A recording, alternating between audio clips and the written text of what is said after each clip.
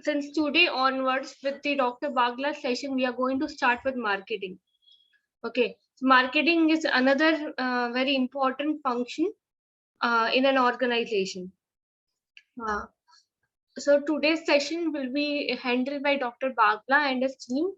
I welcome you, Dr. Bagla. And before we start, I want you to confirm if you are here. Just give us a thumbs up or something to confirm that you are here. Yes, I am very much here. No, sir, participants. Thank you, Mamta. Victor, I can see you.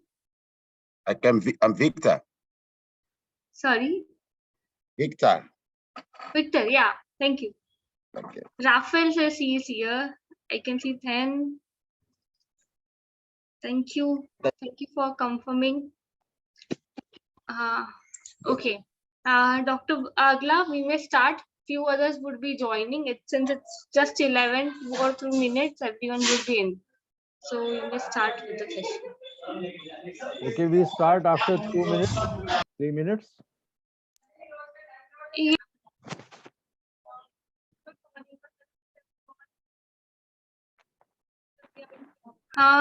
Dr. Bagla, I think you can start. They'll join. Okay. No, Good morning, all of you.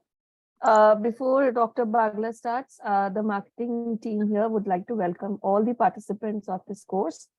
Today we begin with our marketing module, and the first session of this will be taken by Professor Dr. Ramesh Bagla. Let me give you a brief introduction about Dr. Bagla. Dr. Bagla is a professor of strategy and marketing and the head of Department of Marketing at Amity Business School. Before coming to academia 13 years ago, he has had a rich industry experience spanning over 35 years. He has worked across functions and industry sectors. He has held senior management positions in UCO Bank, Aditya Birla Group, and Hutchison SR Telecom, now Vodafone Idea. He was chosen Business Professor of the Month by Higher Education magazine in one of its issues. Professor Bagla has delivered a 3-day seminar on international business strategy at ISM Paris. He has published a number of research papers and case studies in national and international journals. Professor Bagla has done a master's in economics and PGDBA from MDI, followed by PhD in management from Amity University. He has attended international programs on project appraisal and risk analysis conducted by Harvard University. With these few words, I now invite Dr. Bagla to please take over the session. And I hope all of you have a great learning over here. A very good morning to all the participants. I welcome you all to this session with which we are starting the marketing module, which will run for 4 days. Now, before I put up my slideshow, I want to ask all of those who are present here, what application of marketing, thought, marketing practice do you see in your personal and professional life? As most of you are from government departments and organizations, so a marketing orientation is very necessary before we start this session. So those of you who are present here, I would like to have a response. Do you see any application of marketing in your day-to-day personal and professional life? Waiting for your answer. Hello, Professor. Yes. I'm Victor. Yes, Victor. Yes, I'm Mozambique. I'm working at a telecom company in Mozambique. Great. I have telecom background myself. Okay. Actually, I'm not working at the marketing department, but I can see I'm close to the commercial department here, and I saw something related with marketing here on a daily basis. Yeah. We can see some, like, I think it's a strategy of marketing of themselves is to catch new subscribers, looking for new subscribers. They make some in the televisions, let's say marketing advertisements and so on. Yes. And we see the people of the marketing department working around to try to find the new customers. They use a lot of information. Is that as you can see, that I can see at my organization related with the marketing. We can see billboards around the town. I think is one of the ways to catch new customers.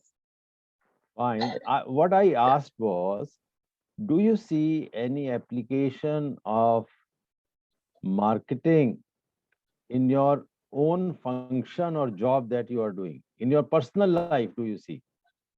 No, on my job, I'm not related with the marketing on the marketing side because Yes, I'm you, Victor, basically on the in your telecom. personal life, Victor. Yes, on my personal life. Yes, I can see.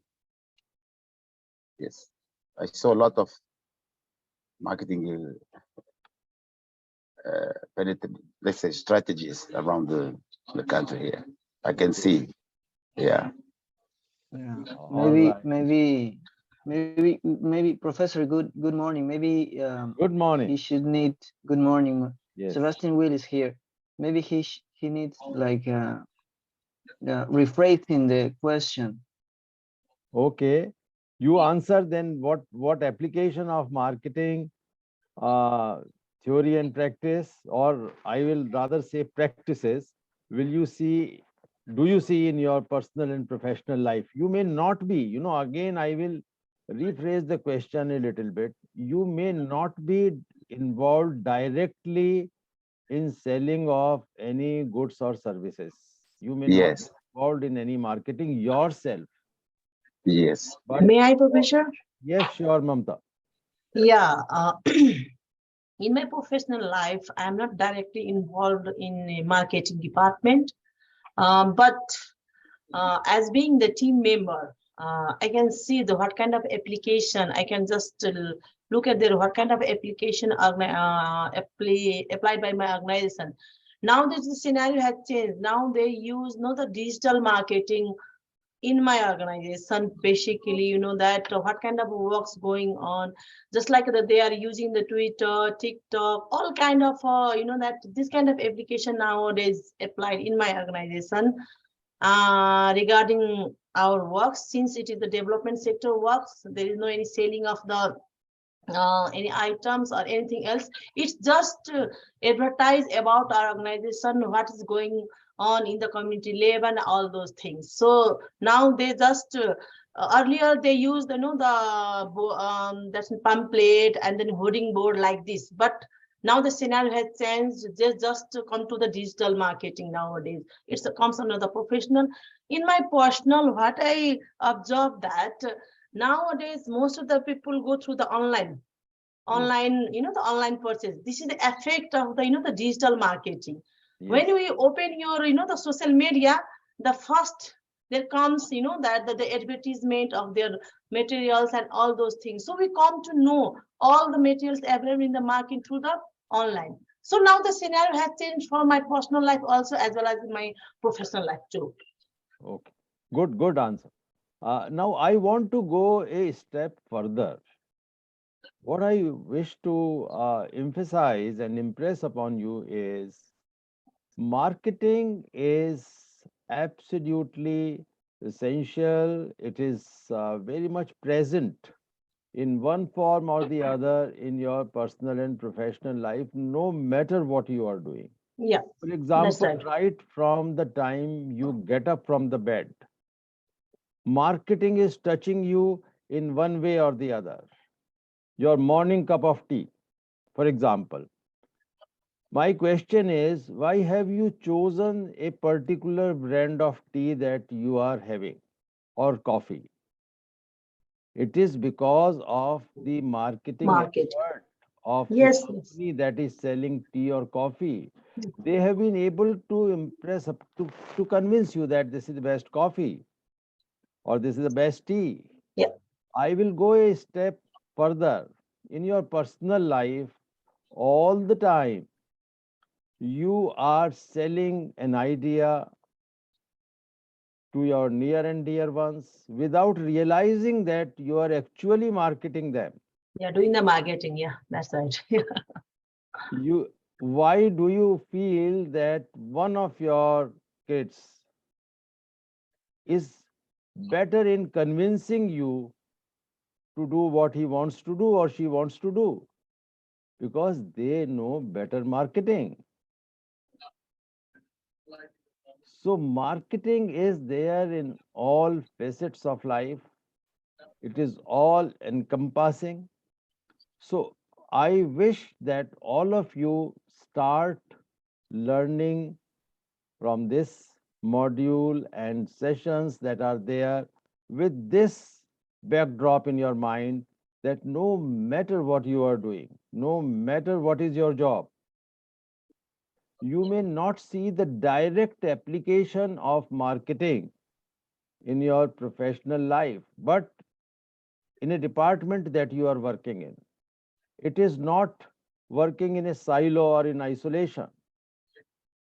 You are dealing with so many other departments and functions. You have to effectively sell your viewpoint and idea to them. So marketing is very much involved. With this little thought on marketing, I will now show you what all we are going to cover in the marketing module.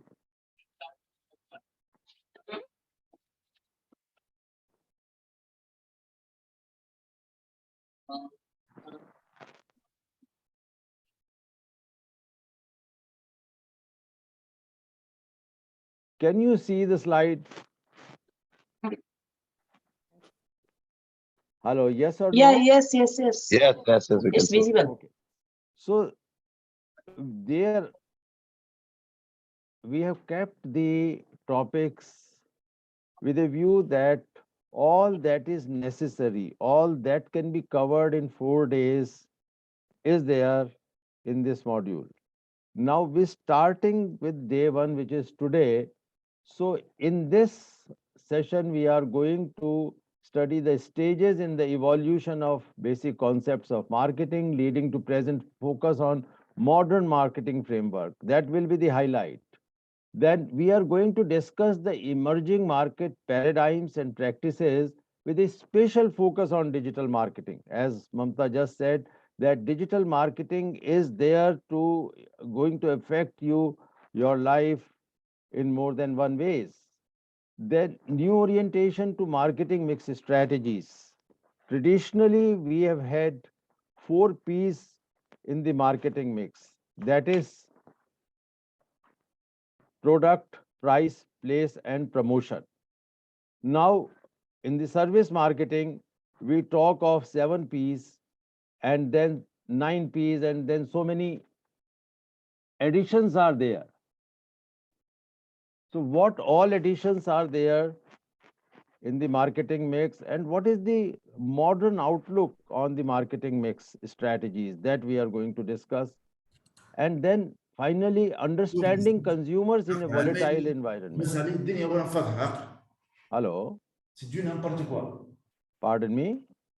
اللي بعثوا لي حاطط فهم كيفاش عرفك نهار الجمعه قال لي ابعثوا لي I think you should mute yourself. Yeah. Mohammed sir should be in لك اخويا mute. فهمت به Please mute yourself. عنده زبيروات شو يتكلم عنك ومش تقول له نظموا بالك ما تقوليش Divyanam, can you help him to mute because I think he forgot to mute himself. Mamta, I missed your voice. Can I help you with? Can you mute Mohammed sir? I think outside background sounds. Sure. I did. Yeah, thank you so much. Okay, then understanding the consumer in a volatile environment. Changing tastes, preferences, changing very fast. The environment is so volatile. So the focus is on consumer in the marketing. The customer experience, that is the key. So we are going to deal with that. And then on day 2, we are going to basically focus on impact of new technologies on consumer behavior in a volatile environment. So changing consumer behavior due to volatile social, economic, and technological environment. Benefits of unlocking the potential for business development by understanding the changing consumer behavior. So these days, the consumer behavior is undergoing drastic changes. They need the products and services of next generation. So a successful marketer is the one who can foresee these changes that are going to come in the consumer behavior and the demand that he is going to make. Then understanding the mindset of digitally literate customer and designing effective advertising strategies for them. Everybody is hooked online. So this highly digitally literate customer, understanding the mindset of that customer, what does he or she want? So there are new paradigms of marketing which we will deal with little later, like micro moment marketing. A customer is thinking of something, thinking of doing something, getting something, going somewhere.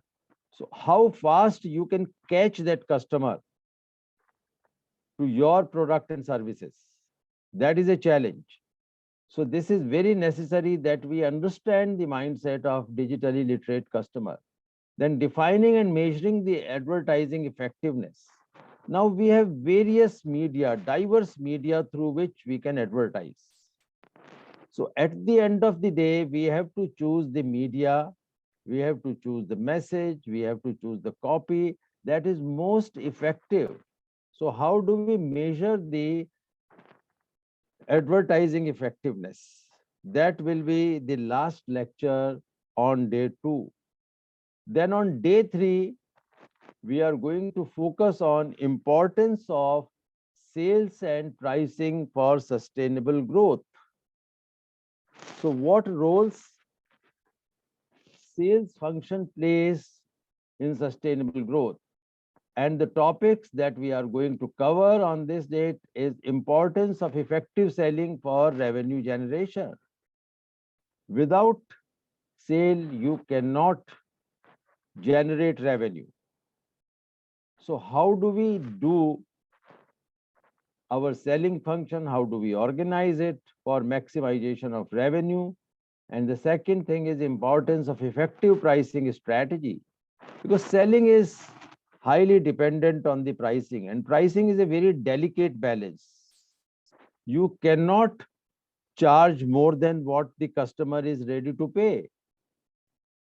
And if you overprice, the challenge is that the customer may go to your competitor. So what is the right balance for pricing that you have to understand? Neither it can be lower nor higher than this balanced figure. Then next is need of perspective for salesperson's success. Perseverance, sorry. Need of perseverance for salesperson's success. Now, selling is a highly challenging job. The salesperson should not give up, no matter what. He must have perseverance to pursue and pricing strategies for different market scenarios.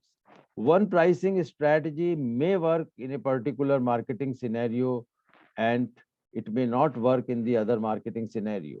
So we will see what are the pricing strategies that are suitable for different marketing scenarios. And day 4, we are going to deal with sustainable marketing. That is the buzzword these days. Everything has to be sustainable. So in this, we are going to cover sustainable marketing, concept, principles, and practices. Sustainable marketing mix. So what alterations, what additions, subtractions, what designing do we do to marketing mix for it to become sustainable. Then a new concept of green marketing, which in other words is a buzzword for sustainable marketing. We are going to cover that. And finally, the discussion and presentation of the group assignment on development of a marketing strategy. This is not a group assignment, that mistake is there. So this will be a personal assignment that I'm going to discuss today. So we will conclude our marketing module with presentation and discussion on what you have done in this assignment. So that's the 4-day schedule which I have shared with you for marketing module. Right? So now we are going to start with the first session.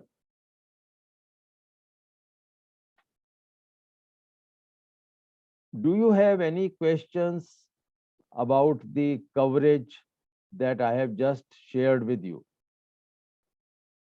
Can you see the slide now? Yes, sir. So we are going to study evolution of marketing theory and practice. The form of marketing that we are seeing today is a result of so many stages of evolution and development. So little bit historical perspective, and then we are going to see what are the present day practices and paradigms. So this chart, hope you can see. Can you read it or not? Is it visible? Yes, it's visible. Okay. So we started with the barter system, where one commodity was exchanged with the other. That was the first stage in the evolution of marketing orientation. Then came the production orientation. People focused on producing more and more. Producers, instead of being concerned with the consumer preferences, concentrated on the mass production of goods for the purpose of profit. So they now migrated from the barter stage to the production stage or production orientation, where their objective was to produce more than what they want, and not in small quantities, but in big quantities, so that they can sell it, exchange it for other commodities till the money came. And the next orientation was sales orientation. In sales, the selling activity becomes the dominant factor without any efforts for the satisfaction of the consumer needs. So the focus was on sales. A person who could sell what he wanted or what she wanted was a good salesman, without bothering for the need of the customer. You must have heard that saying, a successful salesman can sell comb to a bald person and ice to Eskimo. Have you heard this saying? Yes or no? I'm not getting any answer. Let us keep this session interactive. Yes, yes. So the focus was on selling without bothering for the customer needs. And then came the marketing orientation. Customers' importance was realized as means of disposing of goods produced. And now competition became stiffer, and aggressive advertising, personal selling, large scale sales promotion were tried as tools to boost the sales. This is the start of marketing era. Timeline we will discuss little later in the further slides. But this is how marketing has evolved through various orientation over the years and ages. Now finally came the consumer orientation, where consumer is the king. You should not produce what customer or consumer does not want. You must understand the mindset of consumer, his tastes and preferences. The center of all your marketing activity has to be consumer. Consumer satisfaction is the ultimate goal. And finally, the management orientation. Now, what is management orientation doing in the marketing orientations? Marketing functions assumes a managerial role to coordinate all interacting business activities with the objective of planning, promoting, distributing, want satisfying products and services to the present and potential customers.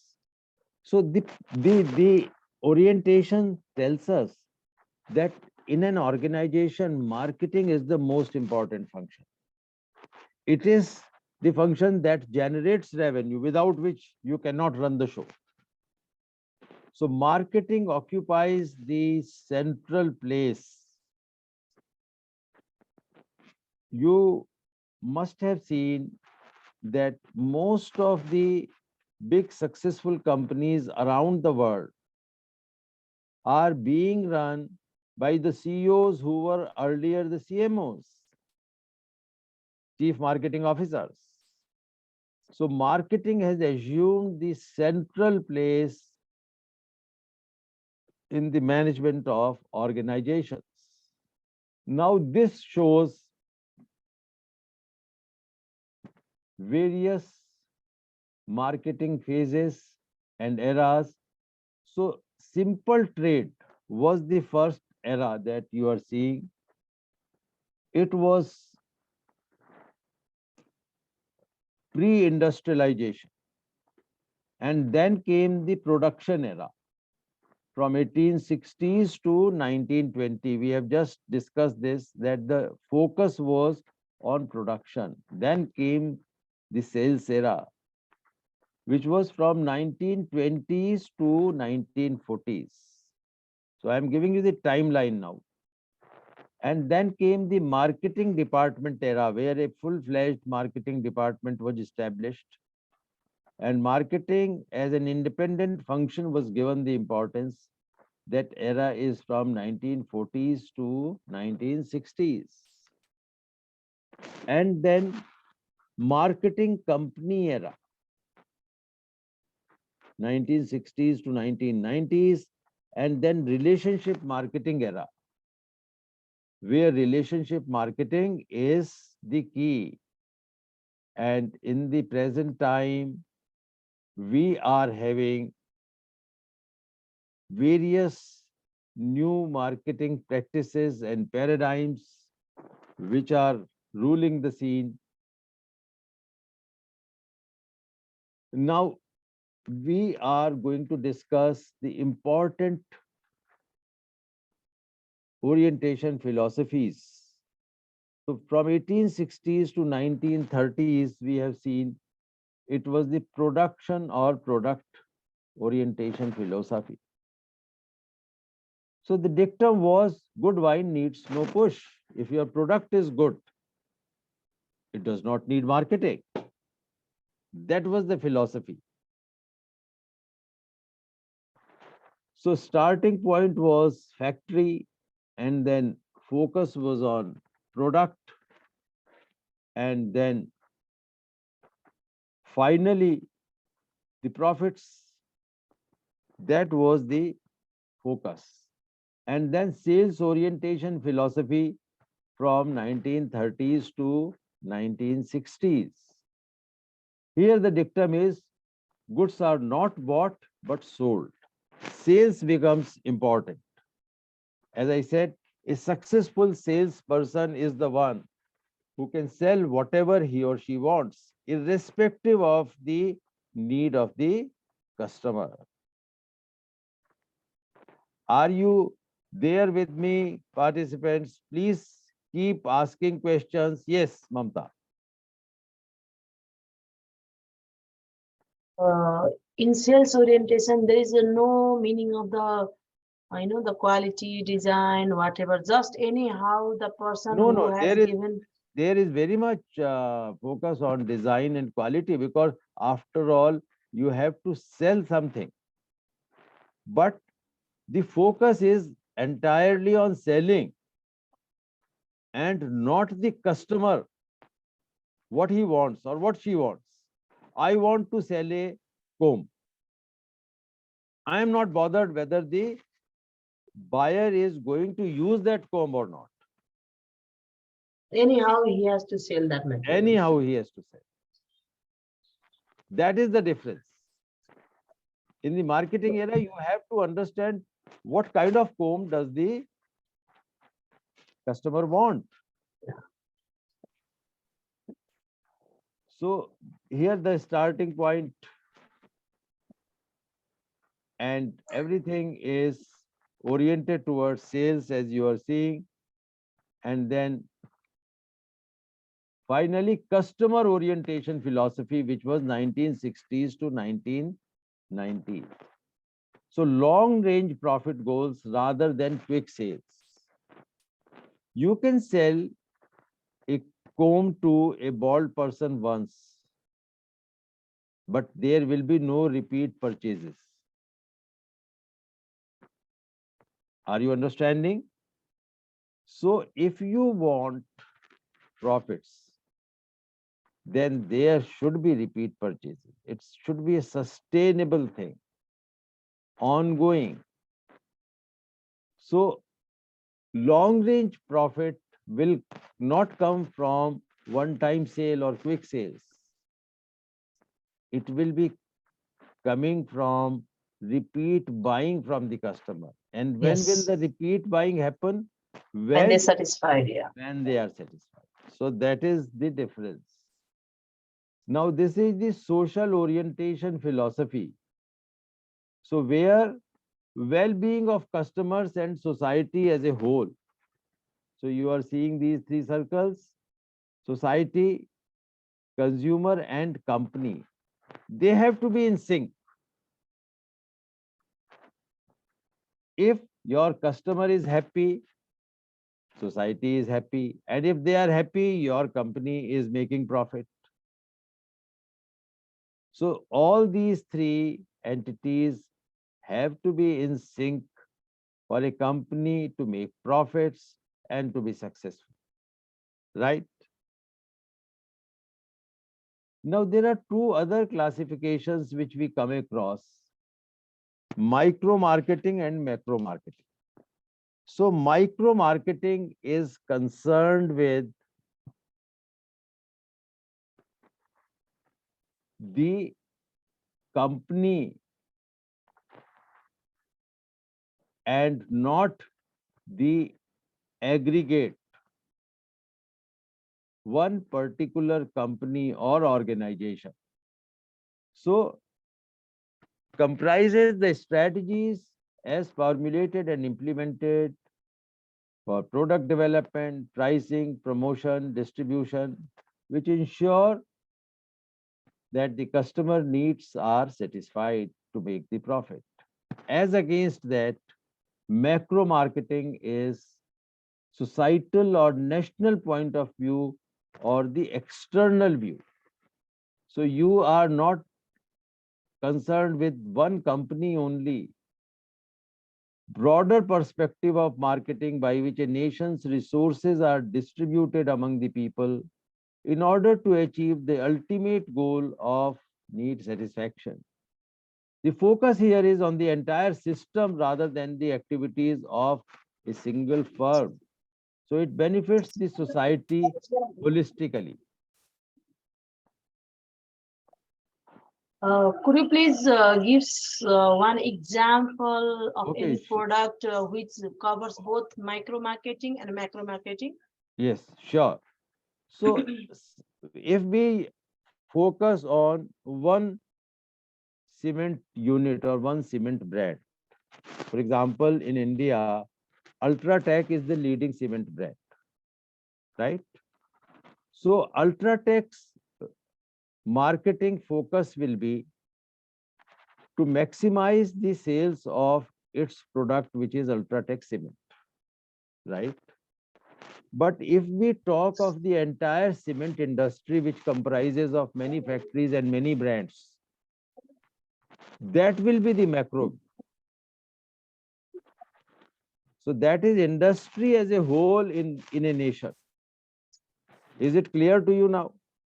That means the overall cement factory of the nations comes under the macro marketing. And the Yes, single one ultra, what you are going just to share, Yes. the ultra, that means comes under macro marketing. yes. So if the government wants to make some policy for the promotion of cement industry, they will have to keep the entire industry in view, and they will have to seek the representation from the industry what you want, not one unit. The economies, the cost of production, the efficiency of one unit may differ from the other unit. So do you think that the macro marketing can be also applicable for one organization?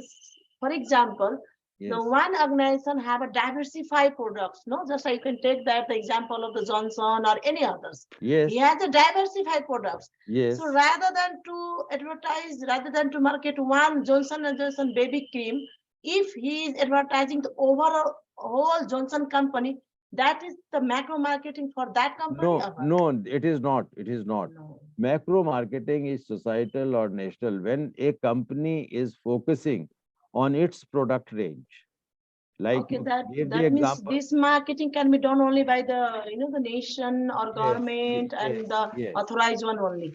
Or the trade and associations like Yeah, that's association. federations Yeah, and yeah, federation. associations, Yeah. they take this calls, right? Thank you so much. Okay. So now we are going to deal with what we are seeing around us today. Many new marketing terms, many new marketing paradigms and practices. So I have listed all that you might have seen or you would be seeing all these types of marketing. I will give a brief introduction of each of them.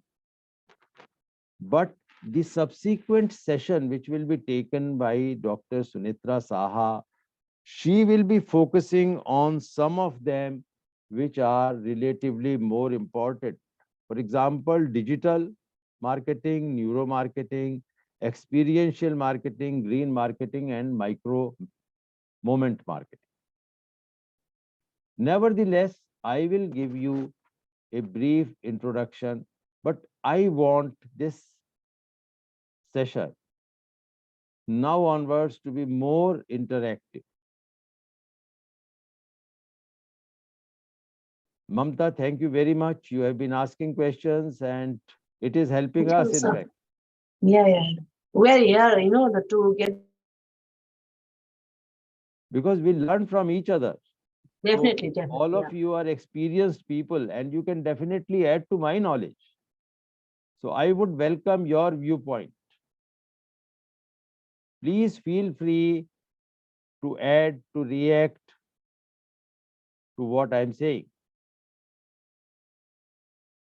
So first of all, digital marketing. Now, at this stage, I want to ask a question from the audience, from all of you, and I want more and more answers. Is there anyone in this group who has never bought anything online?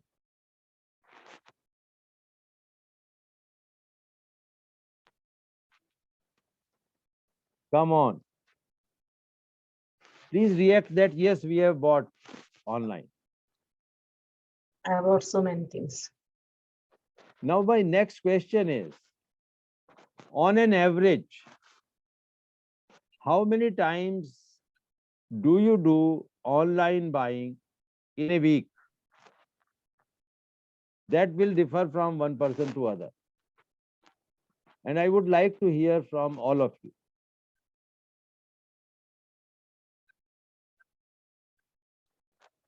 Victor, Maybe once a month.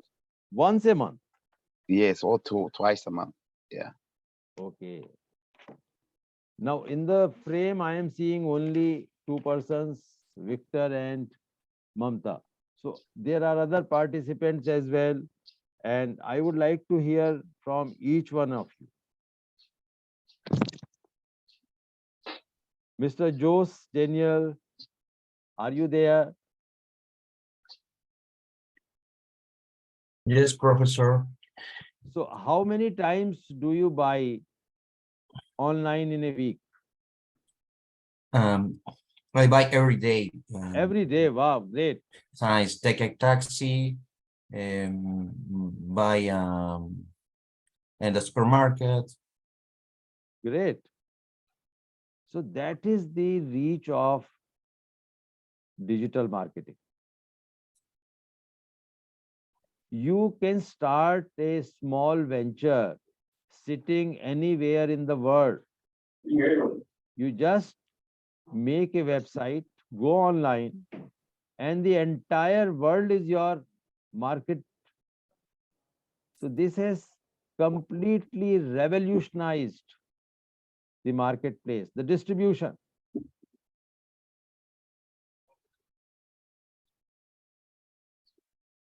So digital marketing, also called online marketing, internet marketing, is the promotion of brands to connect with potential customers using the internal and other forms of digital communication.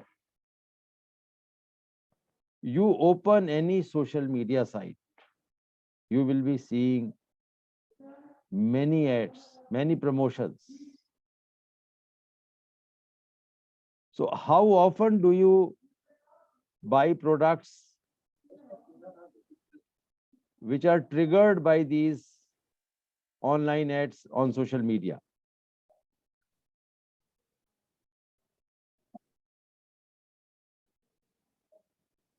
Jose, I would like to hear from more of you.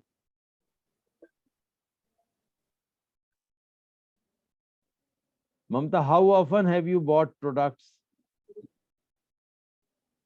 Actually, I used to do only for the, the daily taxi and all those things, because I'm not going to buy, I'm just going to buy the bulk. So once in a week, generally I order for the No, I am groceries not and all those things. asking how frequently. What I am Okay. asking now is, you see an ad on social media, Yeah. online, and then you buy from that.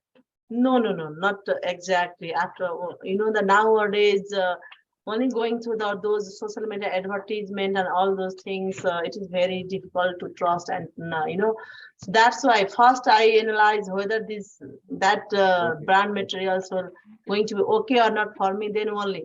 Then Okay. only I analyze, I go for the exploration, all those things, then only I buy. Okay. So this includes not only email, social media, and web-based advertising, but also text and multimedia messages as a marketing channel. Yes. Right. Yeah. So this is all about digital marketing, which will be dealt with in more detail by Dr. Saha. Hitesh, jara.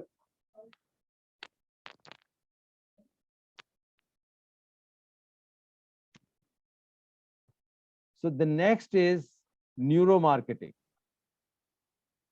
right? How many of you have heard neuromarketing before this session?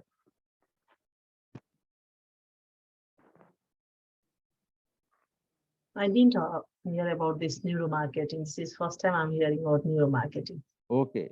There will be so many new paradigms, new practices, which you will be hearing for the first time in this. Yeah. That's good. Module. That's very informative. That's good. Yes. So I would like to hear from more of you. Unfortunately, I'm not getting the feedback from others. So this is my Good morning. good morning. Good morning. Yeah. Yeah, I heard what I have heard the concept of neuromarketing, but I have never go deep inside it.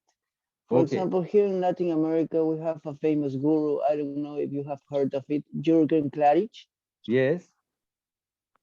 Yeah, I always watch his. I always see his videos or Uh-huh. his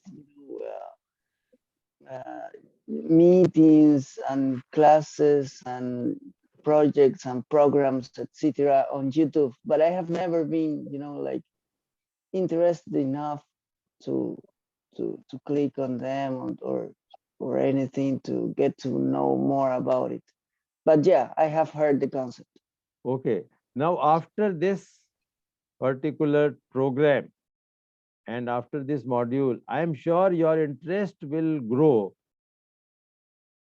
further in listening to those programs or presentations, seeing those presentations on marketing. If that happens, Fine. we will be successful in generating your interest in marketing, right? So neuromarketing is the study of how people's brains respond to advertising and other brand related messages and stimuli by scientifically monitoring their brainwave activity, eye tracking, and skin response.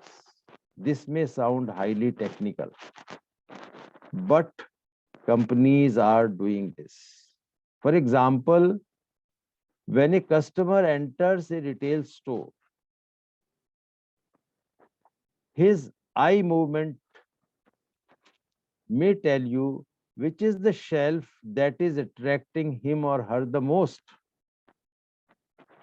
So there are cameras installed in the stores that monitor the eye movement of the customer.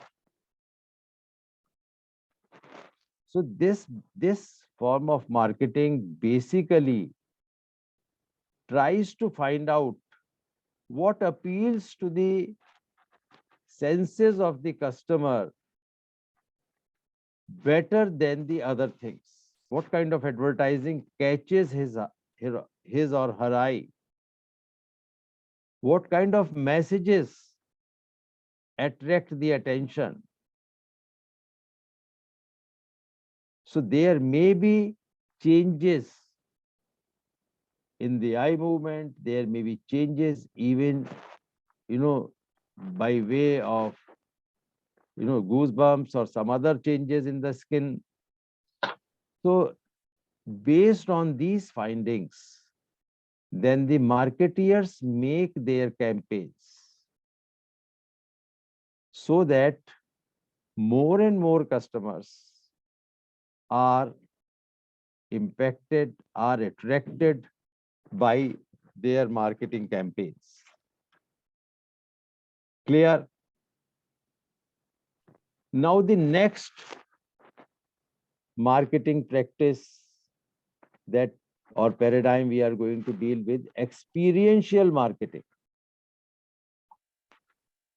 Now, have you heard about experiential marketing?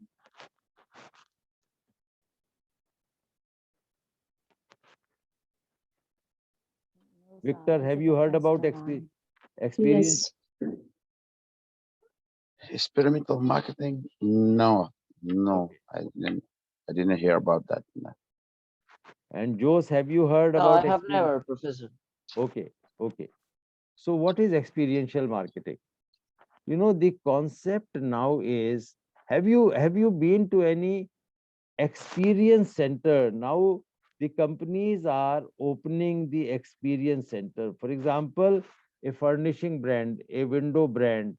I have seen in India huge places where they are not merely giving the demo of the product, they are not showing just the product, but they have been very careful in creating a place where you can actually experience the product or the service. That is the concept. Experience is the key word here. Professor, sorry, Yes. we can consider experiential marketing when we have a wine tasting, like, Yes, very much. Very good. okay. So I've been in that experiential marketing. Yes. involved. I was I am involved. sure every one of you has been touched by experiential marketing. You have Okay. given a very good example. Mm, So experiential marketing is a marketing strategy that engages the consumer and creates real life experience. That will be remembered. This type of marketing focuses on getting the consumer to experience the brand.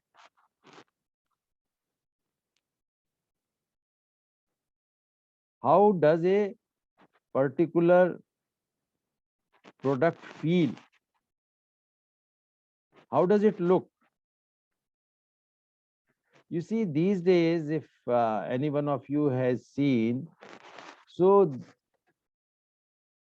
there are no trial rooms. AI enabled mirrors in which you can choose an outfit, and that outfit will be shown on you. You wearing a particular suit, how do you look in that suit or in that dress?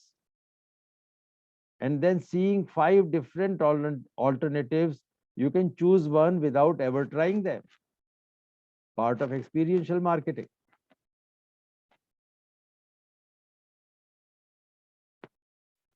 Has anyone seen such a facility in your country?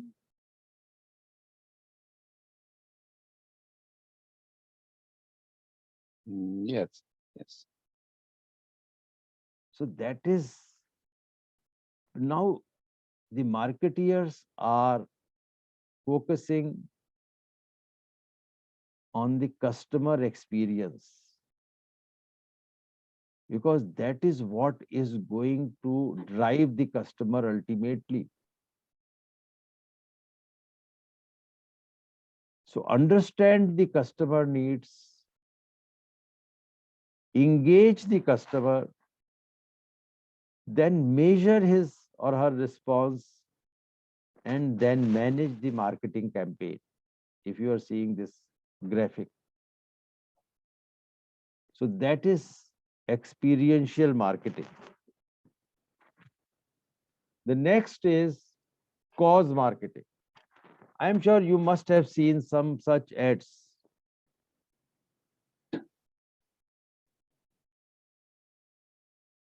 Cause marketing, it is sometimes called social cause marketing also. Cause marketing involves a collaboration between a for-profit business and a non-profit organization for a common benefit. Cause marketing can also refer to social or charitable campaigns put on by profit brands. Typically, a brand's association with a non-profit will boost their corporate social responsibility and thereby the image of the company. So if you have to buy a shampoo, and if you find that 2 shampoos are just the same, not much difference as far as the product is concerned, but one shampoo brand is donating a rupee or currency of your country to a social cause out of every bottle of shampoo sold. So which shampoo will you prefer? Which shampoo will you prefer? The free one. Free one. No, I am not saying free. What I'm saying is there are 2 shampoo brands. One is, just ordinary, you pay and you get the shampoo. The other brand is saying that if you are buying a shampoo for 100 rupees, out of that 100 rupees, I am going to contribute or to donate a rupee for a social cause, for child education. I prefer the second one for the child. Yes. Mm. Yes. Yeah. So that is the cause marketing. Now the image of the company is getting up in the eyes of the customer, that they are committed to a social cause, and I am contributing to that social cause by buying the products of this company. That is, anybody wants to ask a question? The next is green marketing. I'm sure you must have heard about it. Yes or no? Yes. What is green marketing? No. I have removed this slide. So please tell me, what is green marketing? It is basically related to the, the benefit to the environment. So I heard like this. I think I also heard some speech on the green marketing. So it's basically how we are going to benefit after purchasing that materials to our environment. It's like that. Yes, very true. So green marketing refers to the process of selling the products or services based on their environmental benefits. Such a product or service should be eco-friendly in itself or produced in an eco-friendly way. The process must be eco-friendly. Green causes being increasingly popular with public. Green marketing is good both for public relations and sales. So you must have seen on many products that the container is recyclable.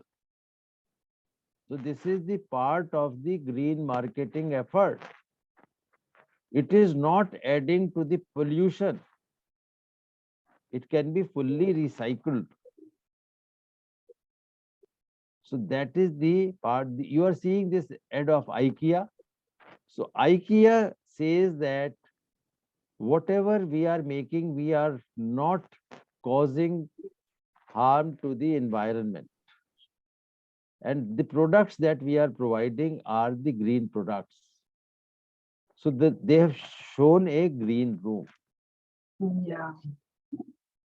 Then there is a term called transactional marketing. So this marketing focuses on a single transaction, which typically is, point of sale transaction. So transactional marketing is a business strategy that focuses on single point of sale transaction. The emphasis is on maximizing the efficiency and volume of individual sales rather than developing a relationship with the buyer. So they are measuring the success of the sales effort in buying that one unit. They are not bothered here whether there will be repeat purchases or not. That single transaction is the focus. So we can relate this with that, the time frame of that sales orientation like that. Yes, very much.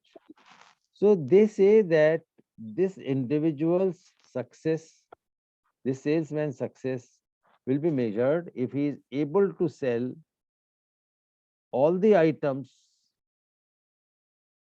If we have given 10 packs of a product to a salesperson, and we say that if you sell all of them in a day, you will be considered a good salesman.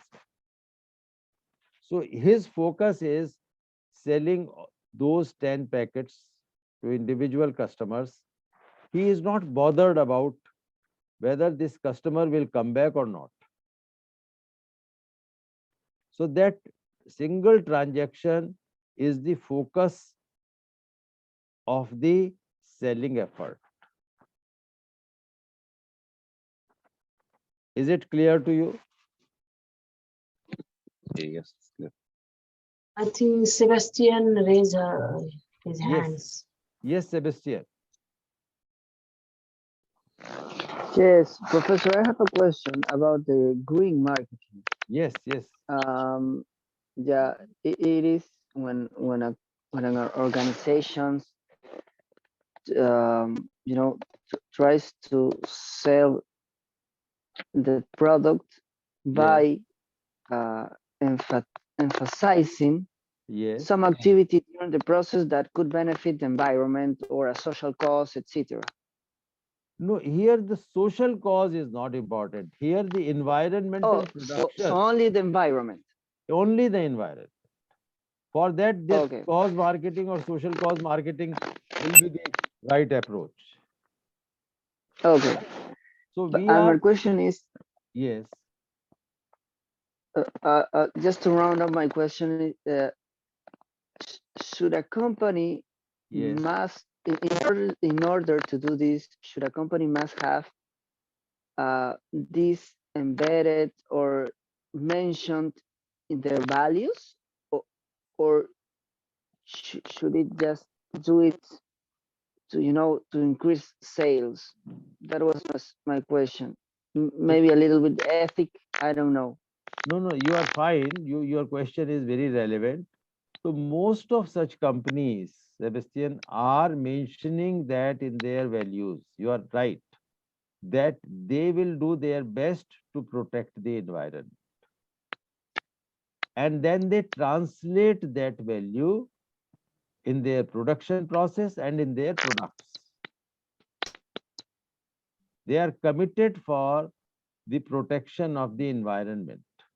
Many companies, for example, ITC in India, if you might have heard the name, or Pepsi worldwide, they say that we are not depleting the groundwater because their product uses a lot of water. So, am I clear to you about green marketing?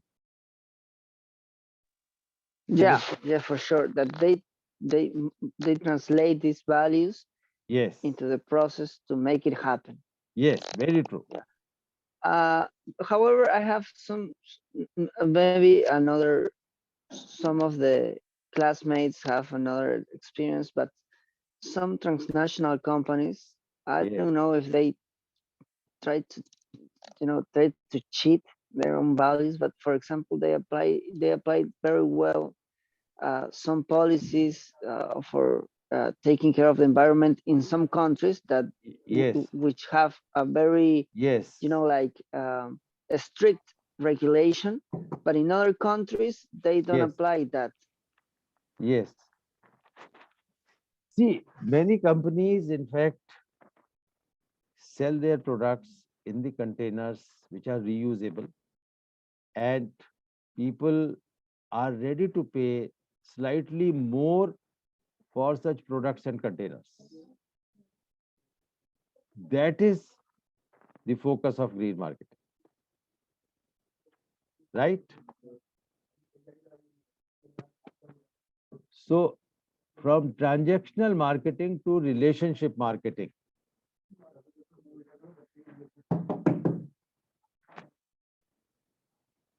So, relationship marketing is a way which leverages customer trust to improve customer retention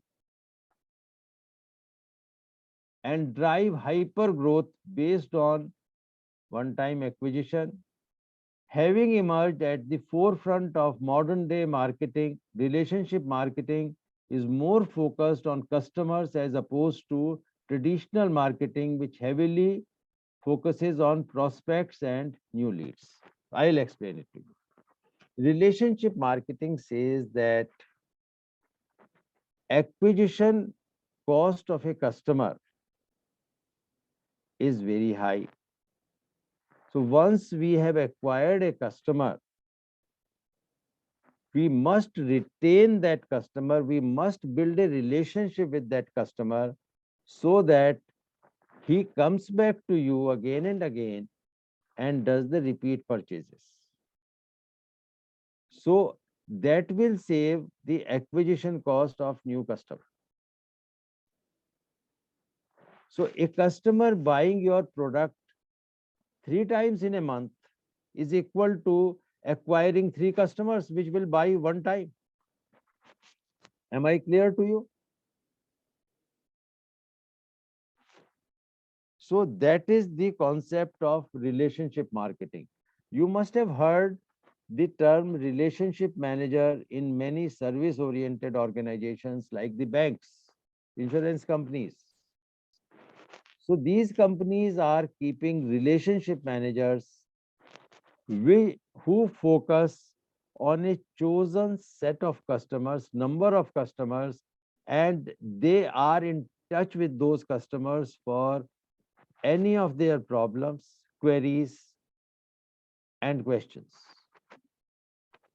So through building relationships, they are ensuring repeat purchases.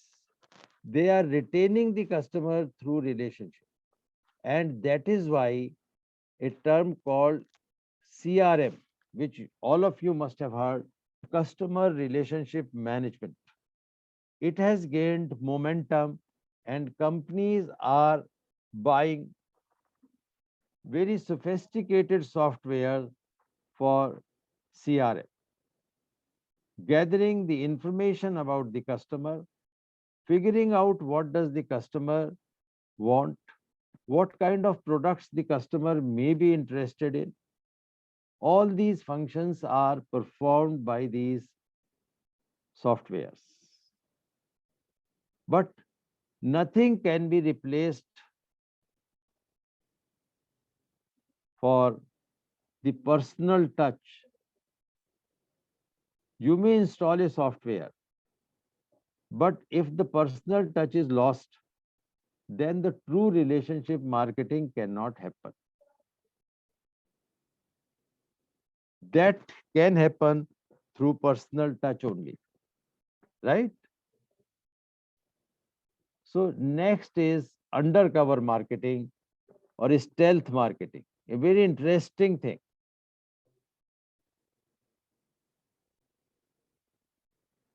I don't know whether you have realized it or not, but you are seeing this graphic here, this picture which I have put. So I want to ask you, what do you make out from this picture?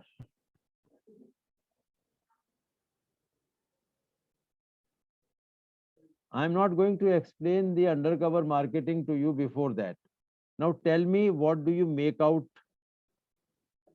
from this picture?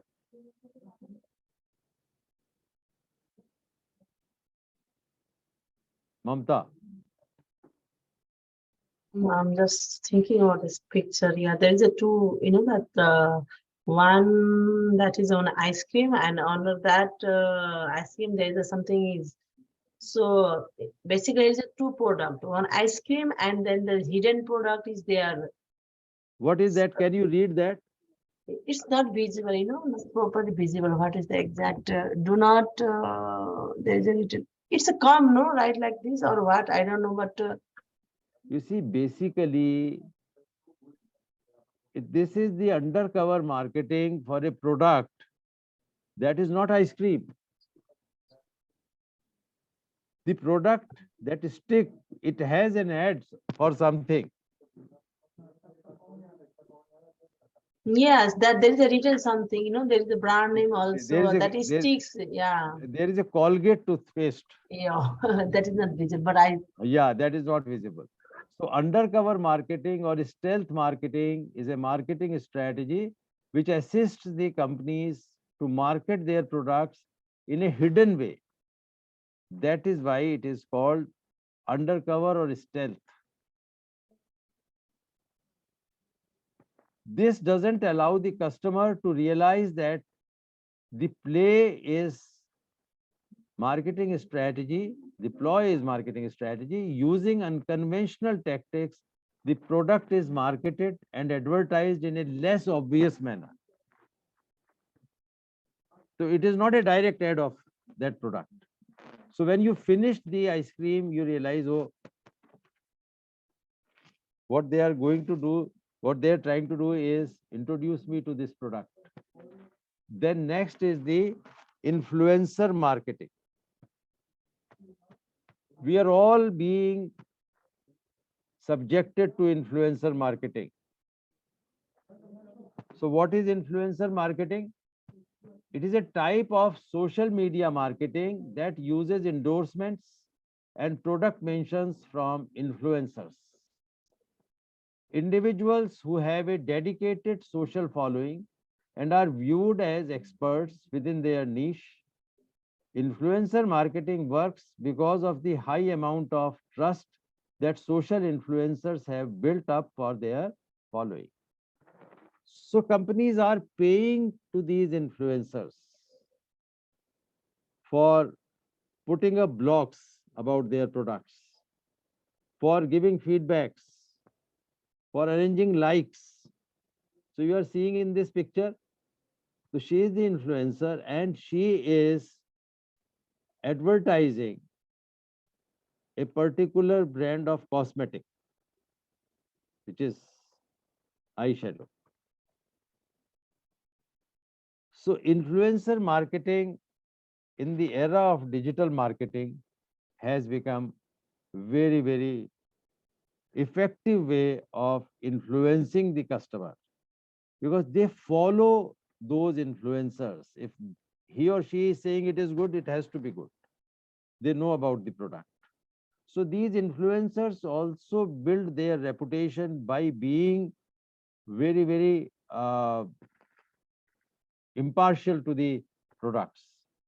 Because if they start endorsing all the products, they will lose their credibility as an influencer. So it takes a lot of time, a long time, to really become an influencer whose influence can work on customers. And diversity marketing. Uh, Any Dr. question? Ramesh, Yes. sorry to interrupt, but post this slide, can we take a short break? Yes, yes. Only 2 slides are there, and then I will finish. Okay. Okay. So diversity marketing. So you have a particular customer segment. That segment may comprise of different genders, different age groups, different kind of people with disability. So you are trying to keep the tastes and preferences of all the constituents of that diverse customer segment. That is called diversity marketing. Diversity marketing refers to a marketing strategy that recognizes the differences within the subgroups of a target market. These are the subgroups like age, gender, disability, religion, ethnicity. In short, diversity marketing is a means of hyper targeting a marketing campaign in a way that will connect with the widest variety of people within a target market. And finally, micro moment marketing. This is one of the newest paradigm of marketing. So what are the micro moments? Micro moment marketing involves around content rich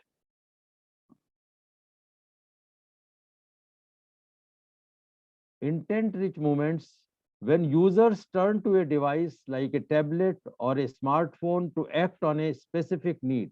A need can include going somewhere, knowing something, doing or buying something. Businesses gather real-time information about these micro moments and ensure swift communication to the customer about availability of the desired information, products and services. So when you are searching for a cab, and at that point of time there is a pop-up of a cab service, so you will be influenced by that. Divya, I will take 3-4 more minutes about discussing for the assignment. Okay. Okay, so this is the assignment which all of you have to do individually after the marketing module we will discuss it. I mean, we will take your presentation and your assignment on the ultimate day of, which is the day 4. So what you have to do is, do not be bothered or do not be bogged by, your present job or function. It does not involve marketing. That is why in the very beginning, I said that marketing touches every field, every walk of life. So what are the key functions of the department or the organization that you are working in? You may be working in a marketing, in a government organization, in a government department, but your department does not function in isolation or in a silo. It has got to connect, it has got to interact, it has got to sell its concepts, its viewpoints to other departments. So those are the marketing dimensions of your department. And then what has been the background or the past performance of your department as far as the coordination is concerned, as far as the influence is concerned, whether it has been a good performance, whether it has been a mediocre performance, or whether it has been a poor performance.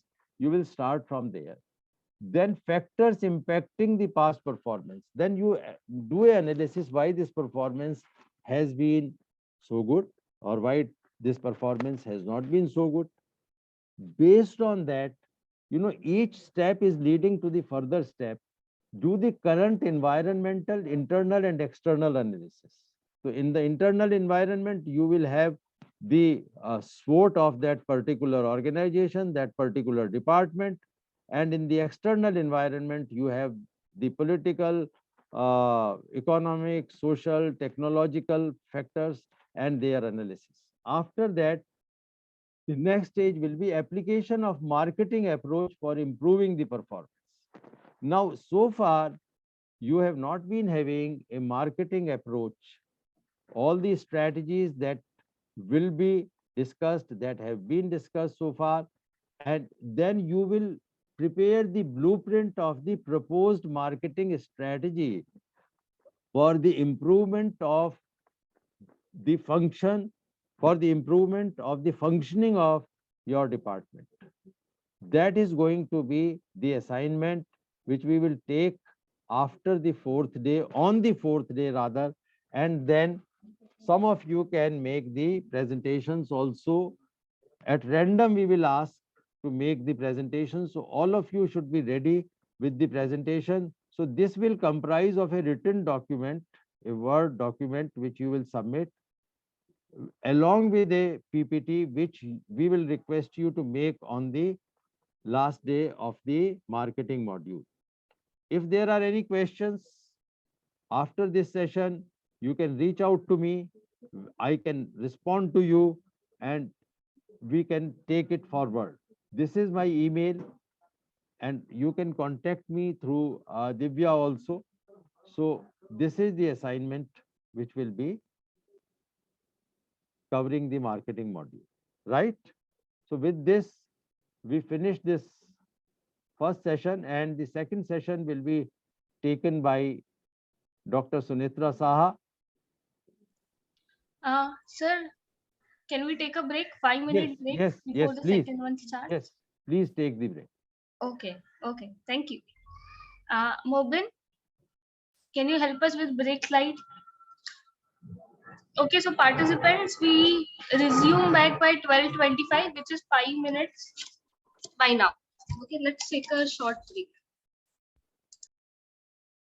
Yes, Divya, can we start? yes, definitely. Okay. Let's start. Okay, let me introduce the next coach to you. Her name is Dr. Sunitra Saha. She has over 15 years of teaching experience in the area of marketing, retail management, and strategic management. She has done her PhD in the area of retail management. She is an MBA from IISW and BM under Kolkata University and also MA Economics from Annamalai University. She has many international papers to her credit. She has also attended many national and international conferences. She was a faculty at Directorate General of Resettlement, Ministry of Defense, Indian Government. She is also a qualified trainer under RASCI. She has also done various certifications and faculty development programs. She is a valuable member of the marketing department of Amity Business School, and she is an expert in digital marketing.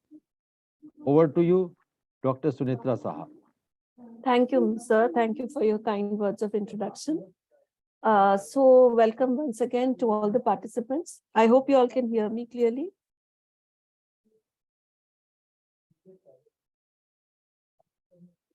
Anyone? Just a thumbs up would also do. Yeah, it's audible. Okay, thank you.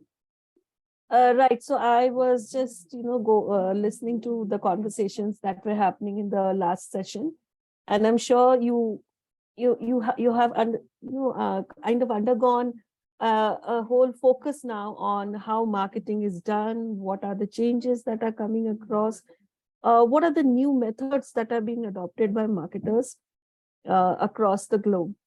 So this session, we are going to concentrate on some of the new marketing paradigms and practices. These practices include some of the topics which were also covered in the last session, but I'll try to touch a little more into the details. So going ahead, before I start the session, I just want to ask some of you if you can share your experience. If you have recently or in the recent past bought a product such as a cell phone or a washing machine, how did you go about taking the decision to buy? What made you choose the brand? What made you choose the product, so to say? If any one or two of you could share your experiences.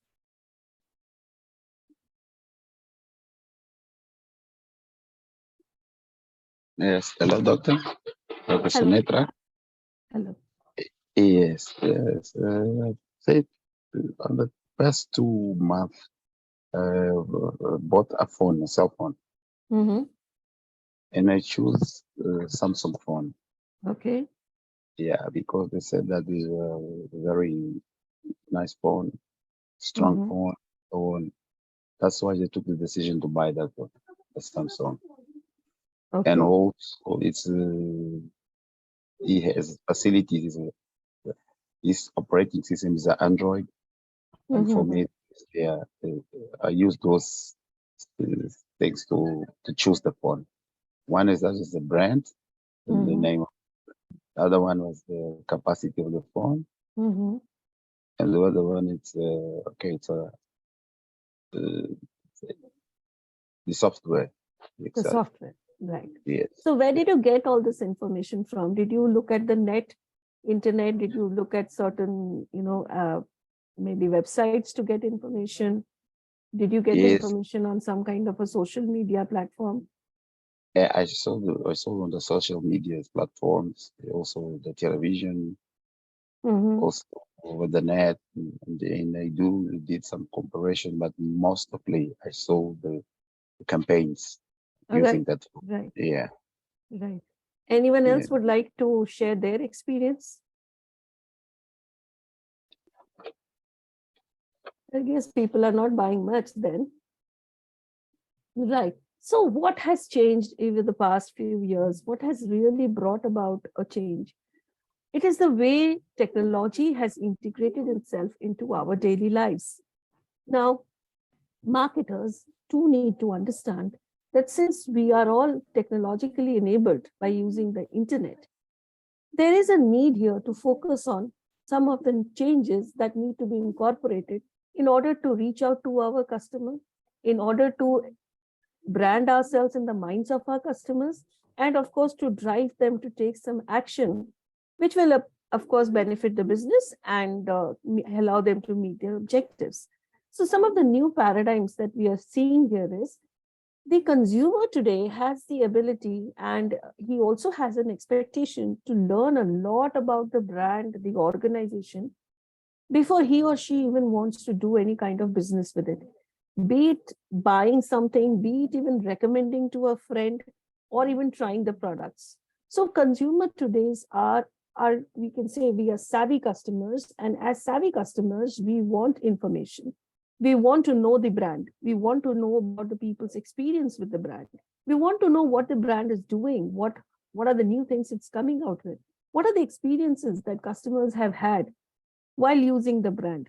So one of the biggest challenges, as well as the biggest, you can say a focus area for marketer, is to focus on the ability to converse with the customers and meet their expectations of information. The second important thought here is the conversations. Customers today are not happy with just looking at any kind of content. They are not happy with looking at an ad. Your ad is just to give them an idea that you are selling something. But before actually trying out, the customer wants to have some experiences in terms of discussions. There are two-way conversations today. Consumers, if you have any complaint, I'm sure many of you go to the consumer helpline, or you can go to the chat box and immediately over there you type and write, what is your complaint? That's also a conversation. Today, customers, they want any information, they can go to multiple platforms and collect that information. So it is enabled, technology has enabled this two-way communication to take place. We are talking of Web 3.0 today, and Web 4 will be coming very soon. There is integration of artificial intelligence and virtual reality into many of the marketing programs. And that means conversations are real. Conversations are happening in real time with real people sharing real experiences. That reality brings us to the third point here, which is about transparency and trust. These are non-negotiable for all consumers and all stakeholders for the business. So if you want to retain a customer as a marketer, you would obviously have to focus on building trust and creating transparent conversations, creating transparent dealings. When we are looking at anything, buying anything online, the first thing we check out are, what are the features? What is the pricing? Why is there a need to mention the pricing? Because the customer is looking for that transparency. If there is a shipping charge, they are mentioning the shipping charge. Why? Because the customer feels he has the right to know what are your charges, what are the ways in which he is spending the money. Any kind of dealings today, what is your product information? What is your availability? What is your status like? All these have to be made available to consumers. And that reality is what the marketers are dealing with today. So it's all about understanding who you are dealing with as a customer. Secondly, what are their individual needs and requirements? And thirdly, catering our entire campaign, our entire organization's goal to satisfy the needs and wants of customers. So if anyone asks you, what is marketing? Marketing earlier was just considered as one of the functions of business, but today we say marketing overrules the entire organization. Marketing starts with identifying the customer needs and expectations. Then it goes on to creating the value proposition for a customer, how we can satisfy the customer. Then it goes on to communicating that value to the customers, and finally aim for customer satisfaction along with meeting organizational goals. So it is very important to understand that marketing was not what it was 50 years back, is not the same today. And today, internet is making a difference. What are the changing expectations and changing strategies that we are looking at? If you look at the first instance, what has changed for the consumers over the last few years? Customer interactions have changed dramatically, and there is a need to understand that social networking sites have reduced the distances between customers. We can connect to anybody, anywhere using the social media platforms. So that means as marketers, we also have to integrate and implement the digital transformation of business. Earlier, businesses may or may not have a website. But today, if any business wants to actually reach out to the customer, one of the most important things it needs to do is create a digital presence. Create your website, create a social media page, look at conversations which can be generated through the different media that you choose. Here, we also look out for understanding that there are multiple ways in which we can reach out to our customer. If you talk of online, you can look at a website, a social media channel like Facebook or Instagram, or a Snapchat or a Pinterest. You can look at email marketing, You could look at search engine marketing, where a Google or any other platform can be used to highlight the page ranking on the search engine page. And of course, we can use the internet-based platforms for internet advertising. So there are so many ways in which we can create multiple touch points to reach out to our customer. And that allows us also to understand the need for omni-channel marketing. Omni-channel marketing says that it is about reaching out to the customers through both online and offline methods so as to gain the maximum retention. The second important factor here that needs to be considered is media consumption habits. Earlier, customers used to sit at one place and watch television or listen to the radio or go to the cinema halls to watch a movie. Today's consumers' media habits are completely changed. They are all looking at the different platforms again, which provide entertainment, news, and other value addition information that they are looking forward to. So as a marketer, we need to understand we have to bring a flexibility in our media strategy. So if you are using any kind of traditional media like television or a newspaper, you might like to have considered that you have to move to digital presence as well. So in this case, use of certain digital platforms, such as maybe a news website or even a social media channel, such as a Facebook or Instagram, would be an effective medium to convey your advertising messages. And the third thing that we are focusing on is consumers' focus on price and value equation. When I mentioned transparency, this is one point which was very much evident there. So here, the idea is to look at the way the brand is communicating to the customer. Look at the way, what is the brand telling the customer? What is the personality of the brand revealing to the customer? So now it is more about value for money. We are moving to an era where brand loyalty may become a difficult thing to attain. But what needs to be looked at is if you can create that value for money factors for your customer, then you will probably be able to retain customers better than looking at creating a fantastic brand image for yourself and expecting customers to stay back with you. We say nowadays that customers' loyalty is just one click away. You just make a click and you're on the next website. So where is loyalty coming? Right? It is a challenge, but it also means there are lots of opportunities available as marketers to reach out to customers and send your message across. Would anyone like to ask anything or share any of their experiences related to any of these three issues that we are just discussing?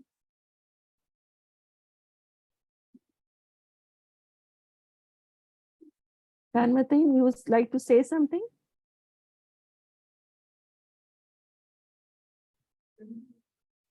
So now, what we are looking at is how we have to include the new paradigms in our marketing plans.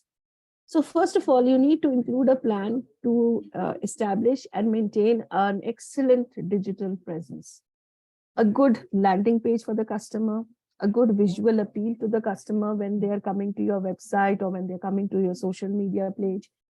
You also have to consistently update your content and ensure that the customers always, whenever they are coming to your page, they get to see something new. They get to see something different.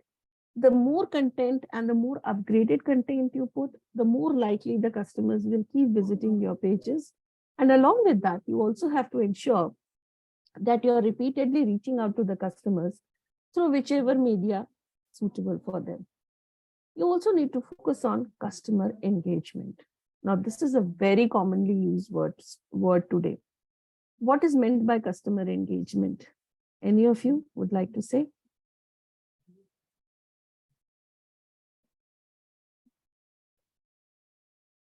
Customer engagement. Mm-hmm.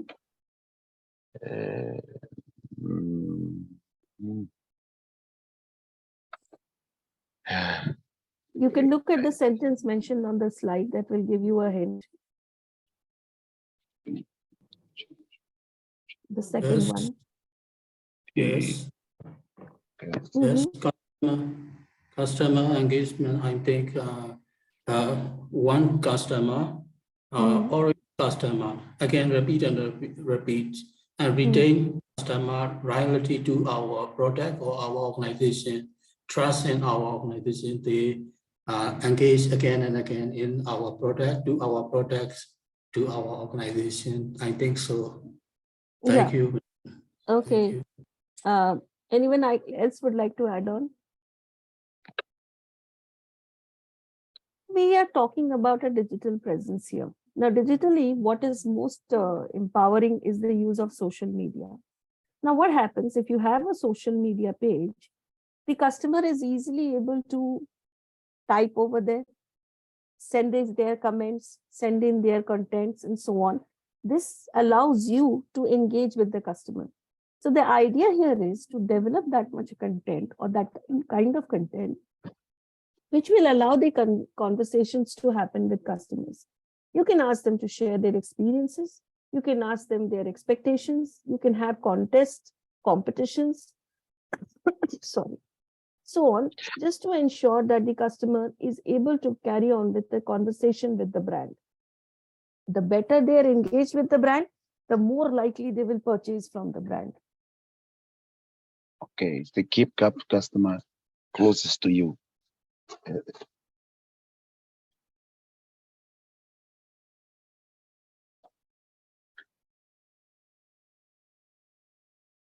Please go on. So I was saying that it's Sorry. mostly keep customer closest to you. You as a vendor like this. The customer engagement is maintain the contact between you and customer always. Yes, content is the key. The content that you put should be relevant to the customer, should be easy to understand, should be that which drives the customer to say something online. And once they're having this conversation, you know them better, you can make better products, you can create better services, and that will lead them to customer satisfaction. Thirdly, as you see over here, it's about transparency in the content and dealings. The focus should be for an organization to create long-term relationship with the customers.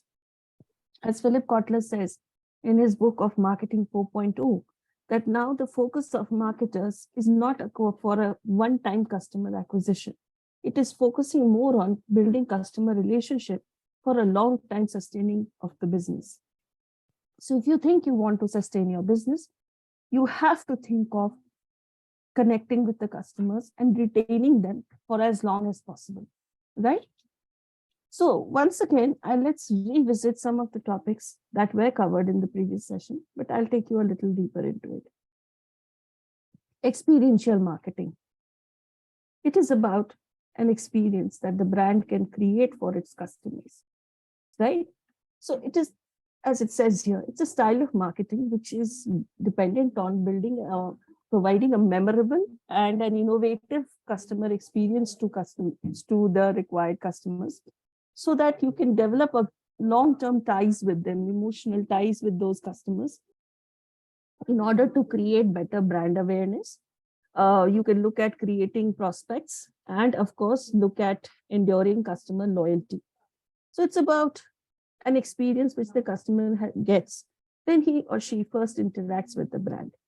So as it says in this slide, if you can see, 93% of the customers said that brand experiences are more influential than TV or internet ads. Okay, you might walk into a store. You might see that there is a kiosk there where you are allowed to taste some samples, or just maybe if you're trying out a headphone, listen to music on the headphone. That is an experience for the customer. And when they have that experience, they are more likely to be pleased with it and prefer buying that brand, which has given them a good experience when they tried it, right? So it's about encouraging trialability. It is about encouraging the look and feel of the brand. And when the companies are focusing on building that experience, automatically customers are willing to try those brands and willing to adopt those brands. Now, if you can see in the second one, 74% of the consumers said that when a company launches an experiential content, they have a more positive attitude towards the company. Consumers feel that, okay, the company is allowing me to experience something. The company is allowing me to put in my opinion also. And in this sense, what happens is they are more likely to engage with the brand. Many people also said that they would engage with an experiential marketing event before becoming a regular customer. I'm sure many of you have seen on the internet or maybe live also the launch of any iPhone. If you see, they create a big PR event. Lots of people are invited. There is an invitation which is sent out to people to come and attend the unveiling of the latest phones. What is the purpose behind it? Any idea?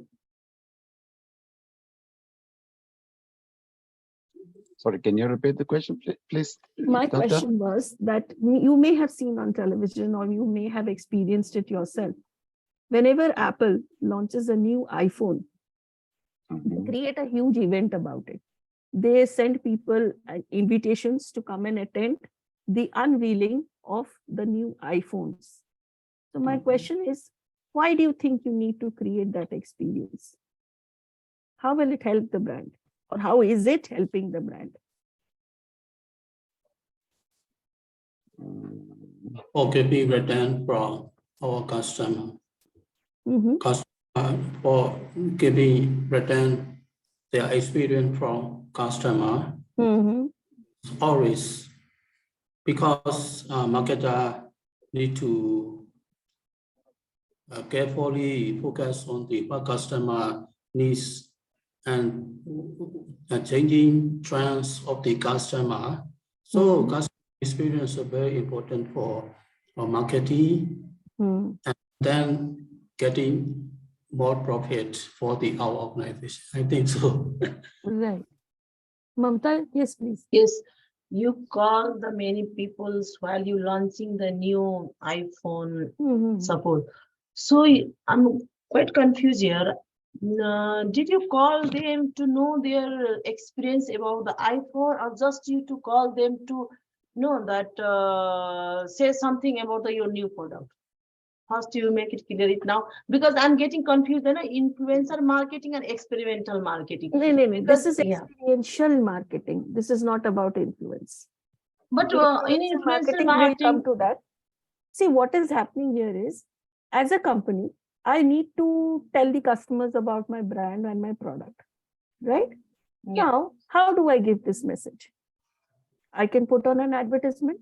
yeah, I can go and advertise on the retail store.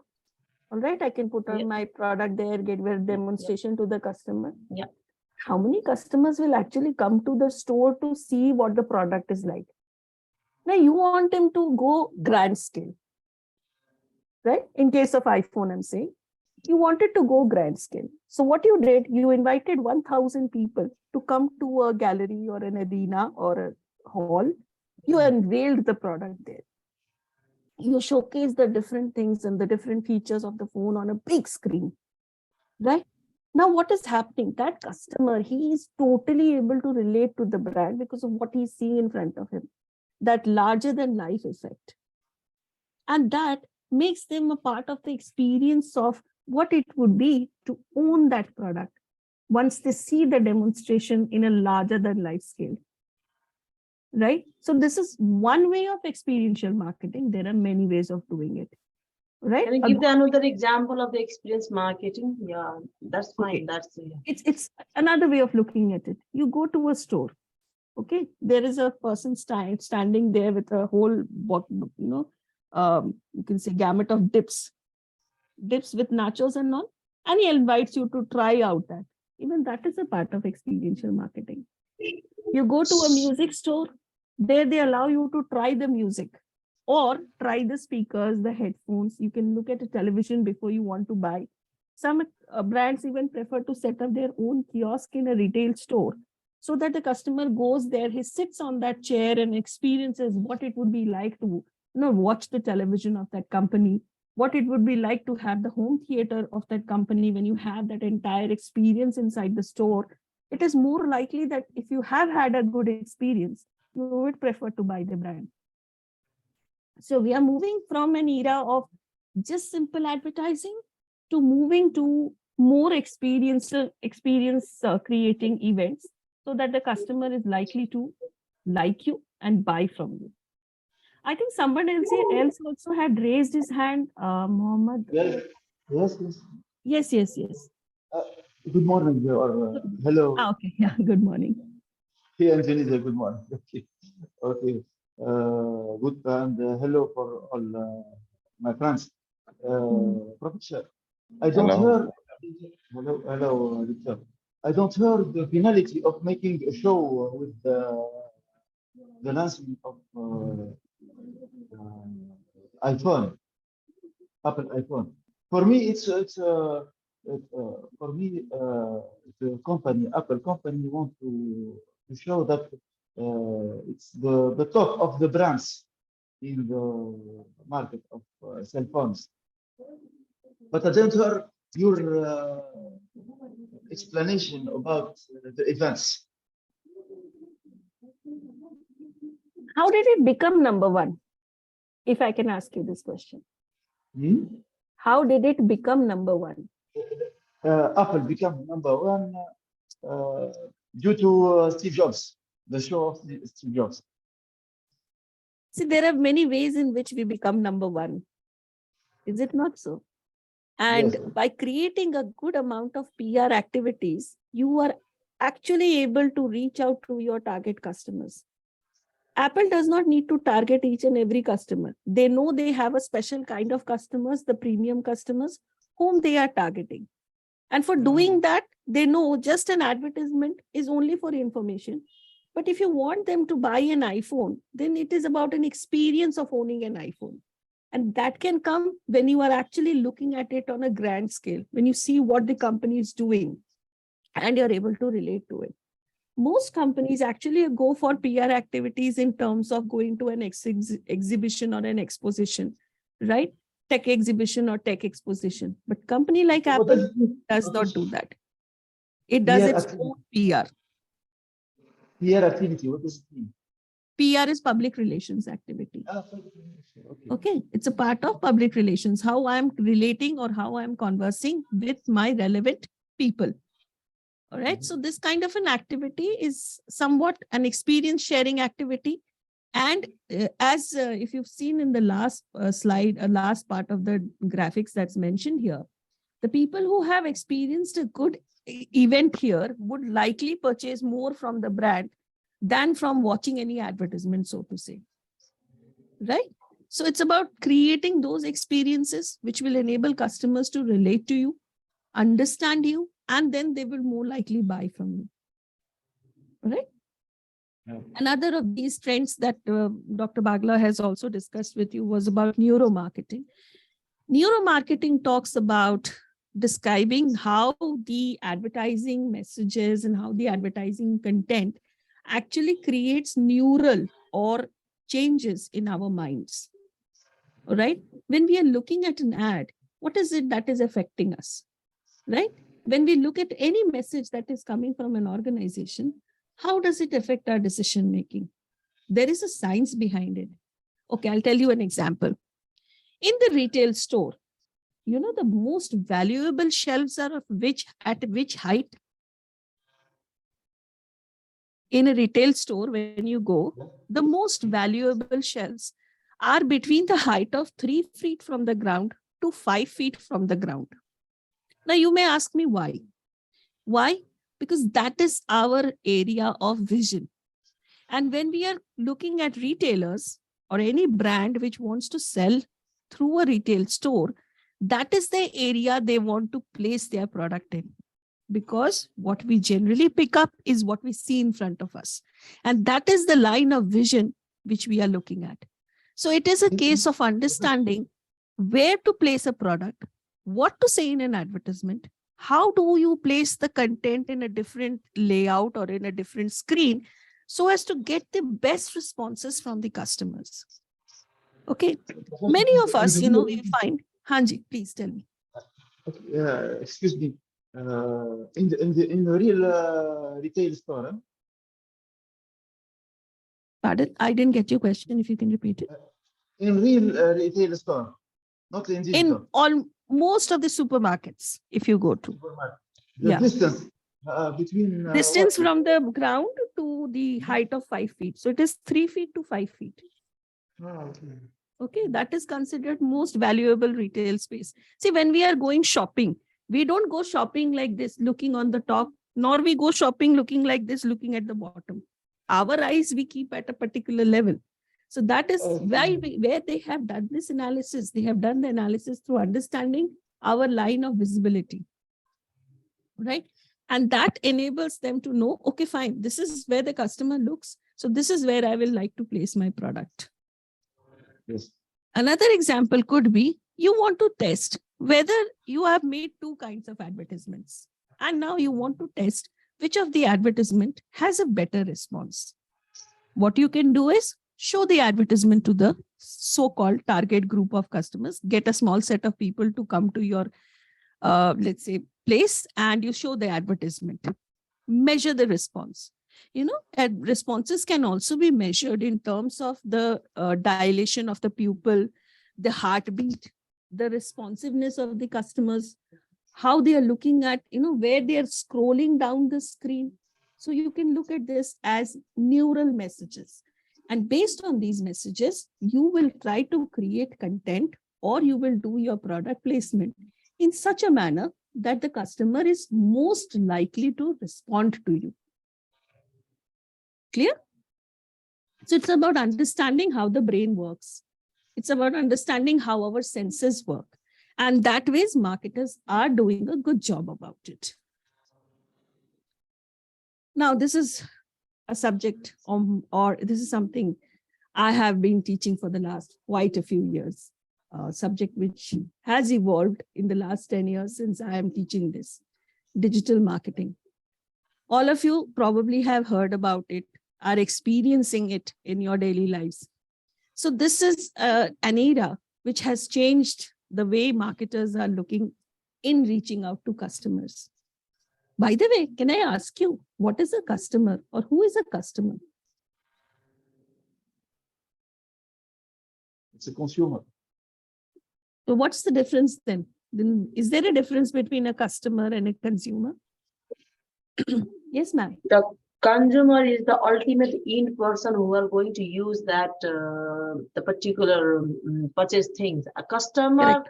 everyone, customer can be consumer, but consumer every time cannot be the customer. Customer just to go and buy everything, maybe their kids, maybe their elders, maybe the others relatives ones. So we can say that customer may be consumer, but consumer can, like, I think you understand what I'm saying, that the customer is the direct related, that who is going to purchase, and who can be consumer also. But sometimes the consumer is ultimate end person who are going to use that particular Absolutely, materials. absolutely. So the consumer is the final user of the product. Yes. The word consume uses the word use. So it is the final user of the product, whereas the customer is the one who buys your product. All right. Now, suppose I'm a brand called Kellogg's Chocos. So what is the difference? Is there a difference between my customer and my consumer? Chocos. Mm-hmm. Yeah, your kids who eat that chocos is the consumer, and then you are the customer. All right. Now, as a marketer, you are a part of the Kellogg's marketing team, suppose. What is the biggest challenge you will face in reaching out to your customer and consumer? Yeah, the two things I think as being a marketer, we should think about the two things: the purchasing capacity of that customer, and the taste and quality which is actually required by that consumer. So I think for the time being, the two things must be, that to keep in mind for that particular chocos. Okay. So if I talk about it, if I'm looking at Kellogg's perspective, if I want to reach out to my consumer, so consumer here is a kid. Yep. So if I want to reach out to the kid, nowadays, most of the kids are found watching YouTube videos. Yes. So one of the best things if I want to actually reach out to my kids section, I would like to provide some YouTube videos on YouTube, as terms of advertising on YouTube, so that my consumer is able to see me and may recognize me. Yeah. As a parent, If I have to convince the parent also, no, because that is the person who will buy. Yes. As a parent now, I have to look for channels, maybe through Facebook or social media, or maybe through some kind of search engines where I can inform them about the brand and its goodness, right? And then I can convince both the parties to finally purchase my brand.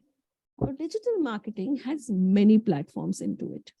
We normally start, when we are looking at it in a consumer's perspective, we normally start with a search engine. We go there, we type what we are looking for, all right? And we get a results page. So the first level of marketing, if anybody tells me, is search engine marketing, which is the use of any search engines like Google, Bing. Yeah. So wherein we are trying to find information, and these information comes through a listing of websites that is given on the search engine, right? That means before you even talk of search engine marketing, you will first have to create your website, right? So the first step in digital marketing is creating your own website. Secondly, getting it listed on a search engine. That is a very easy step. You can go to Google or any other search engine. You can just type the words, how to register on a search engine. They give you all the directions there. So there you are. You're there foundable on the search engine. What's next? Now you have to choose who you would like to relate to, who would be your customers. In this case, we can talk of social media marketing. I can choose my customers wherein they are using social media, and I can relate to them, send them advertisements, send them content which will be meaningful, and they will automatically, conversations will start and they will relate to us. I can also use emails as one of the platforms to send mailers to customers in order to give them information and also enable them to take some action. All right. We also look at some other platforms, such as even content sharing platforms like Pinterest or Instagram and all, which can be even good for asking your customers to create content for you, share their experiences with you, and thereby you can easily relate to them through these different media platforms. 1 second, this is not hiding. Okay. There is also another term which you were referring to, Mamta, that was influencer marketing, right? You had this question. Now, in terms of digital marketing, an influencer is a person who has a social media presence and who has a large fan following. All right. Influencers are those who have their own pages and they cater to certain kinds of products. And since they have a large following, what happens is often marketers or brands like to use them to talk positively about a brand. Let's suppose I'm a company like Maybelline or a L'Oreal, and I'm launching a new range of cosmetics. The more likelihood of consumer buying is when they see an influencer they follow using those products, right? When they gave a feedback and a rating to those products, the customer is more likely to believe them and buy from them rather than just looking at an advertisement and buying. Influencers can be your food bloggers, your people who are looking at cosmetics, even people who are rating and reviewing your mobile phones or any kind of electronic gadgets, any content. Nowadays, many of us even go online to search which is the best movie to watch with kids. So they can be, again, a range of influencers there who will tell you this is the kind of movie you should watch and things like that, right? Now, this has become a very popular means of actually extending your brand to your customers because these influencers have the power to influence your followers, to influence your customers. Another trend which is very used nowadays is viral marketing. Any idea what is viral marketing all about? Viral marketing, the one over here on the right side. Have you heard of this song Gangnam Style? Yeah. Yes, from Korea, from Korea. Yeah, we heard of Gangnam Style. Now, this was one of the very popular video. It was a Korean artist who made this video. Probably one of the most popular songs that has gone viral. What is meant by viral marketing? From small group of customers, when I like something, I share it with my friends. Now, when their friends like that thing, they share it with some more of their friends. So what is happening is one good content is gradually spreading through my contacts, from my contacts to their contacts, from their contacts to some more contacts. And this gradually spreads. So this is something which also companies are looking at, that you create some content which people would like to share. When they share it, your job is done. Isn't it so? Everybody is talking about it.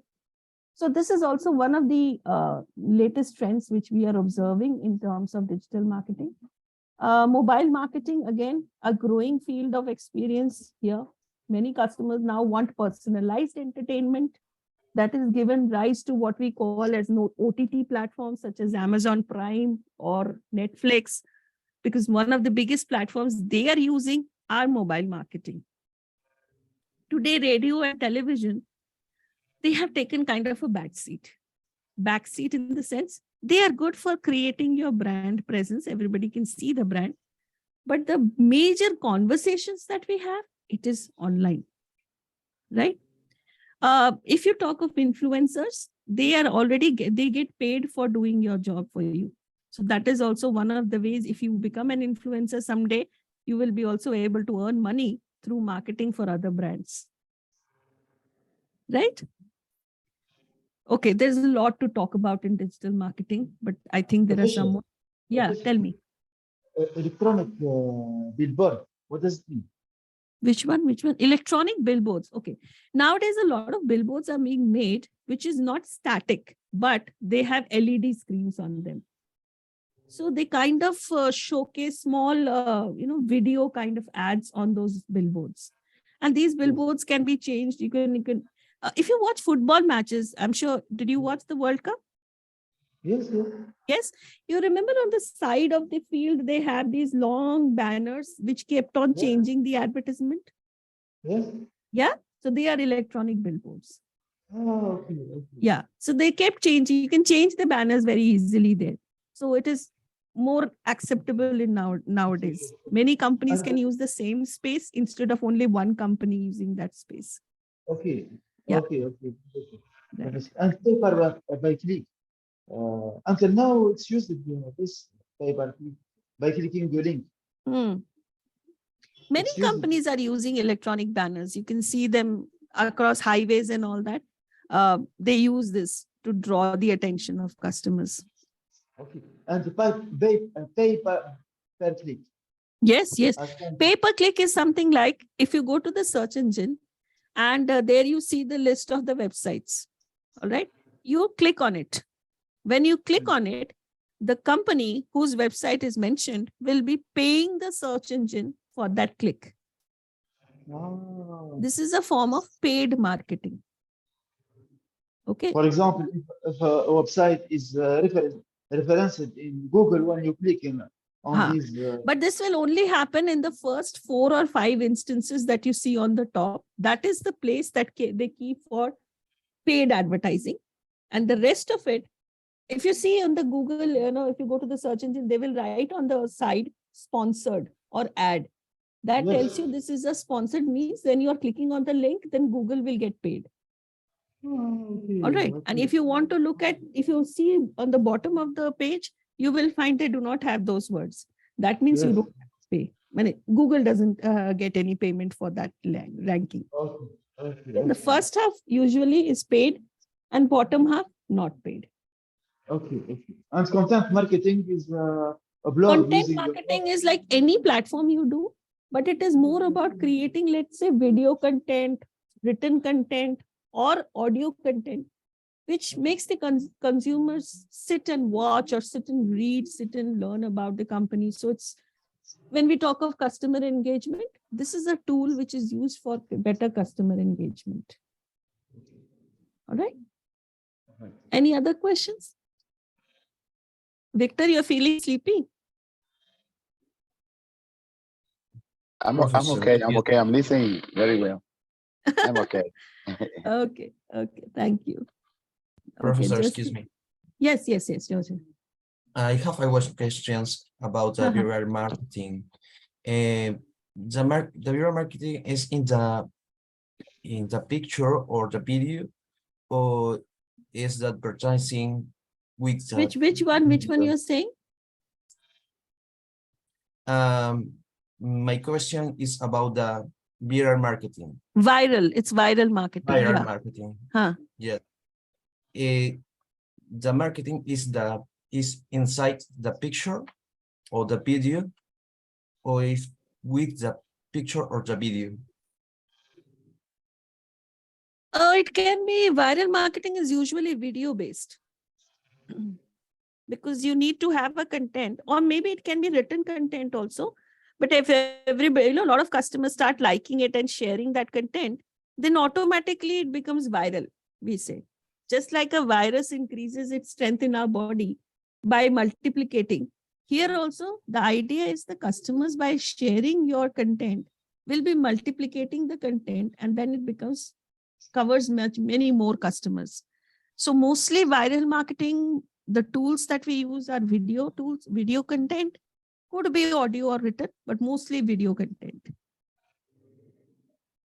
An example I just said, it was not marketing driven, but something like even Coca-Cola had a campaign called Share the Coke. In that also, customers had gone online to share the experiences of what happened when they got that Share My Coke can, and it was into two, divided into two parts, and how they felt about that. So when you have such content, automatically customers start talking, and they share also your content. More share, more visibility, better for you. Or say you want to add on, you want some more, to ask something more? Why I Professor, wanted to change the slide. in India, Okay. which platform is in India? Mm-hmm. Which Oh, we platform use is? lots of platforms. Everything is available from Facebook, Insta, Pinterest, Snapchat. What is not there? Only TikTok has been banned by our government. There is not an Indian platform which is famous. Indian platform which is famous? Okay, Amazing. now we have something called Moji, which is about something like a TikTok, which is very famous. Mostly, again, India has mostly, of course, it has got the international players only, like Facebook, Insta, and all that. But yes, some brands are there which is gradually coming up. Let's see in the future, they might become bigger. Yes. Okay, so social cause marketing, I think Dr. Bagla has already discussed with you. And since we are running short of time, so this is something which companies would like to do in order to create a very wholesome image for themselves. They do realize that if you have a good positive image in the minds of the customers are likely to buy more from you. Here we take up initiatives like tree plantation, educating the children, driving out poverty, driving out hunger, asking for donations or voluntary donations on behalf of the company in order to get a wholesome experience in the minds of the customers. Micro moment marketing, this also Dr. Bagla has discussed with you. But just as a thought, it is about something wherein you try to capture the moment where the customer is likely to search for experiences or likely to search for information. See what happens. Let's say you go online and you start searching, want to buy a leather jacket. All right. You go on a search engine, Google, and you type leather jackets for men. What happens? You get certain listings coming to you, like Amazon is selling, your local retailers, they must be having their website. They are also selling, right? And at that point of time, you suddenly get some ads also coming to you from sellers who are saying, we are selling leather jackets. We are actually encashing that moment when you started searching. All right. So moments are about that experience where you capture the customer's interaction with the brand and you build it on. All right. So this companies like Google, when you are using it, when you are a popular search engine, you obviously have that information with you. And so from I want to know, it goes on to become I want to know, I want to follow, I want to be everything with the brand. So you are capturing that moment to make it an experience for the customer. Okay. Okay, I think green marketing also we have discussed already. It's about using sustainable, eco-friendly products. And as we wind up, what have you understood so far from what was discussed? Any of you would like to just give a short summary?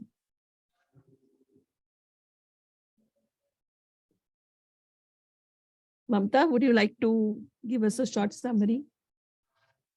Yeah, we just got the information about the different kind of, that marketing is like the new one, the neuro, and then the influencer marketing. These all things, that we are going through all this, but we don't know what's calling now. Now we get what's the difference between experimental marketing or influencer marketing and all those things. So just updated lots of knowledge regarding the marketing.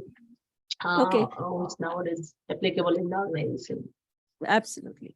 Okay, I have shared some content also. You will find it in the content which will be shared by iTech. So please go through that content. And again, you can reach out to us. We are here through Divya, or I think Divya would be the best person to interact. Thank you, Dr. Sunitra. Thank you I so think much. he has a question. Mohammed, you want to say something? Just to summarize, it's a good course, really good course. But I understand that now every company to increase their material profit, money to gain money should have a great digital presence. Yes. To reach much, Today, digital presence, nothing is there without digital presence. You have to be there. Yes. Okay, so I think the time's up for us. Let's go for a quick break and then we will have to. Professor, just a little question. I know you are expert in digital marketing. Is really Facebook using voice recognition to know what people say to cyber advertising? More than Facebook, it is actually all our smart devices like Alexa or Google Home. In fact, speech recognition theory is also, AI is also being used by YouTube, Instagram. So all these smart devices, they are all using those technologies. That's why it is advisable, do not keep smart devices in your bedrooms. Okay, that's it from my end. Bye-bye and take care. All of you. Thank you, Dr. Thank you, Sunitra. Divya ma'am. Thank you for interactive session. Participants, we go for a half-an-hour break. The resource which Dr. Sunitra was saying has already been shared in your handbook. If anything additionally, you can reach out to her. I'll share the details. Thank you. Let's go for a break and we return back in half an hour. So we return back around 1:40. Divya.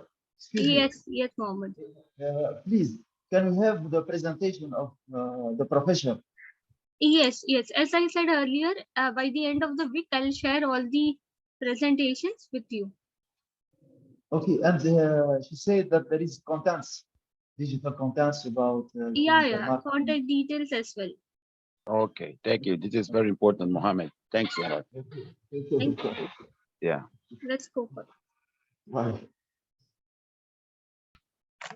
Welcome back from your break.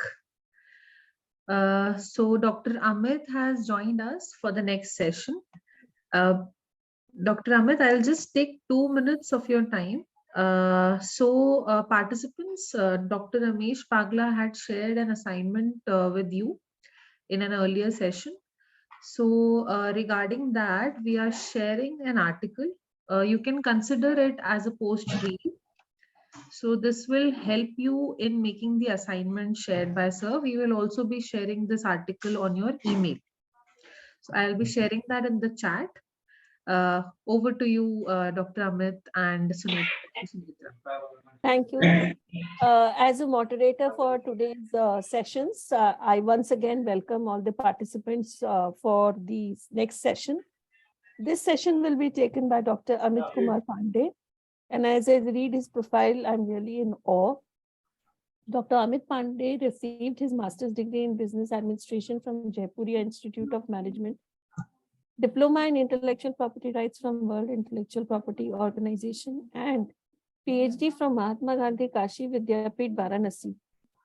He's having a profound experience of 19 years in research, corporates, academics, training, and development. Dr. Pandey has more than 65 research papers in refereed national and international journals, and 40 research papers have been presented by him at national and international conferences. Dr. Pandey is also the author of 9 books on varied topics related to marketing and management. Apart from that, he is a regular contributor in various Hindi and English newspapers and magazines. Presently, Dr. Pandey is under the services as an associate professor with Amity Business School, Amity University, Noida. Dr. Pandey, the next session is yours. Thank you very much, Dr. Saha, for the nice introduction. Good afternoon, everybody. And I am sure that it would be a great interactive session with you all. As I'm going to just discuss about a new orientation of marketing mix strategies. As you all aware that marketing is a subject where a lot of orientations is required, and in modern time, a lot of changes has been witnessed by the corporate world. So I will discuss in this session, and the agenda of this session, this is for 45 to 50 minutes, that we will discuss the orientation of marketing mix strategies, and along with that, I will leave a case study for further discussion. So I'm starting the session with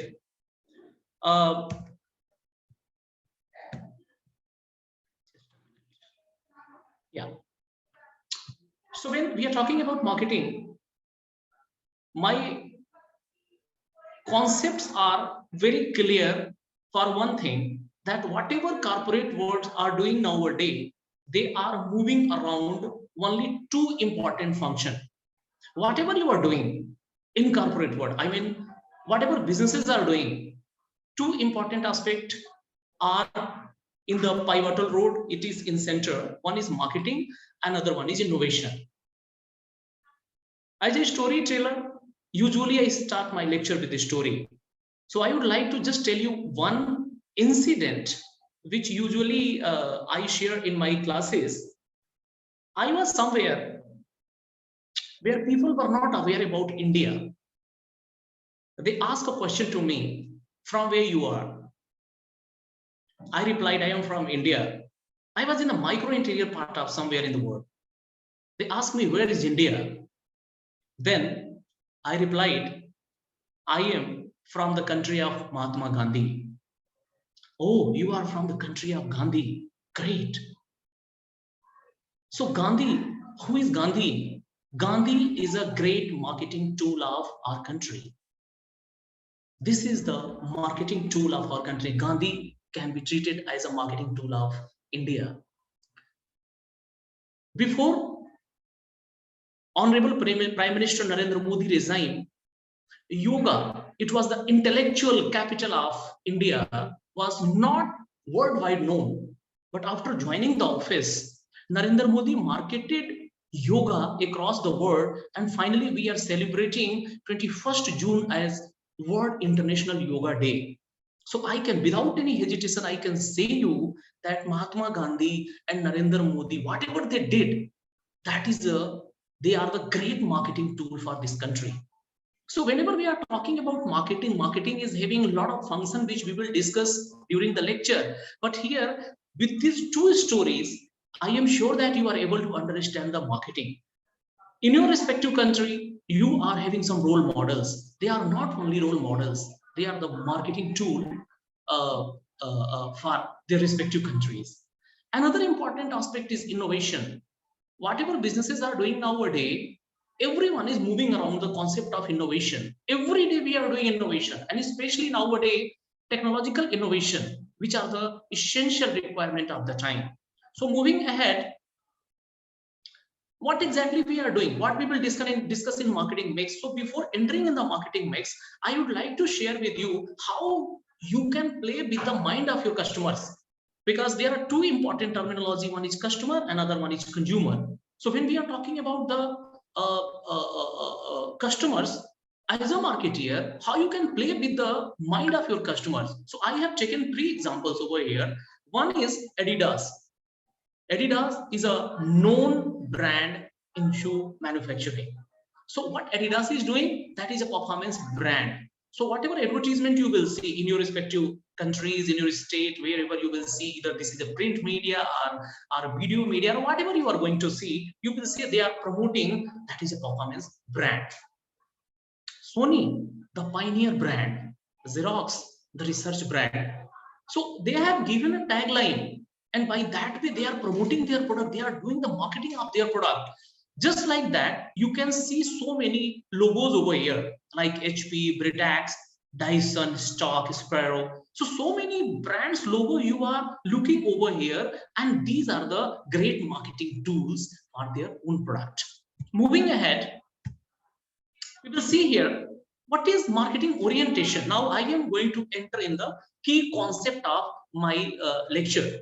So market orientation is a business approach where especially you focus on the product development. And whenever we are talking about marketing, we are well aware that 3 golden words. I will request you all that it must be remembered by every person who is in this meeting. 3 golden words which explain marketing. This is needs, wants, and desire. So whatever we are doing as a professor, whatever I am doing, I'm just discussing about the needs of the students. When I was in corporate, usually discuss about the desire of the customers. So needs, wants, and desire, these are the 3 important market orientation which we should focus on. What are the market dynamics? So when we are talking about market dynamics, basically we try to understand the behavior of the consumers, how consumers' behavior are getting changed. And nowadays, market dynamics refer to the forces that impact on the prices and the behavior of producer and consumers. Entire world is under the shadow of recession. All manufacturing organization, if they are increasing the price of their product, they will come in trouble, they will lose their customers. So what they are doing, they are not changing their price, they are going to do some minimal changes in the quantity of their products. Suppose a certain product was costing $100 for 100 grams.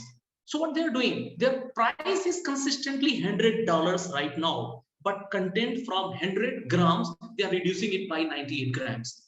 So by that way, 2 grams reduce in the product may enhance, they may reduce the cost of their manufacturing, but ultimately it's not going to impact on the price of their products. So nowadays market dynamics are getting changed very frequently. Different aspects of mix strategy. So this particular concept marketing mix has been given by McCarthy in 1961. McCarthy was the first person who discussed about the marketing mix, where he given the concept of 4 P's: product, price, place, and promotion. So the concern of my entire lecture is moving around this 4 P's: product, price, place, and promotion. This is known as the marketing mix. But before that, we must understand who is a consumer and who is a customer, and why the marketing mix is required. So, combination of all the aspects make any subject, any area more interesting. So the person who is consuming, who is the consumer, and the person who is buying and consuming both, he is the customer for any product. So I am not going to discuss it deeply. Moving ahead, a customer is the first important visitor on our premises. That is the concept which has been given by the father of the nation, late Mahatma Gandhi. So he is not dependent on us. Customers are not dependent on us. He is not an interruption in our work. In fact, we are dependent on our customers.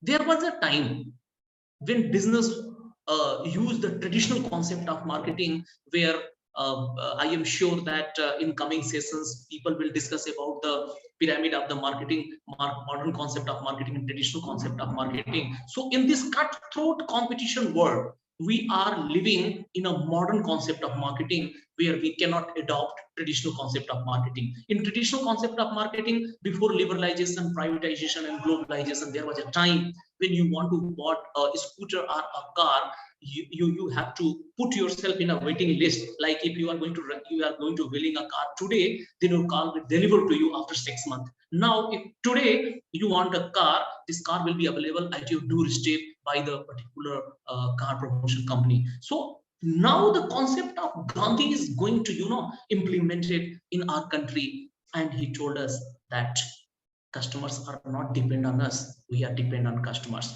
So moving ahead, this is the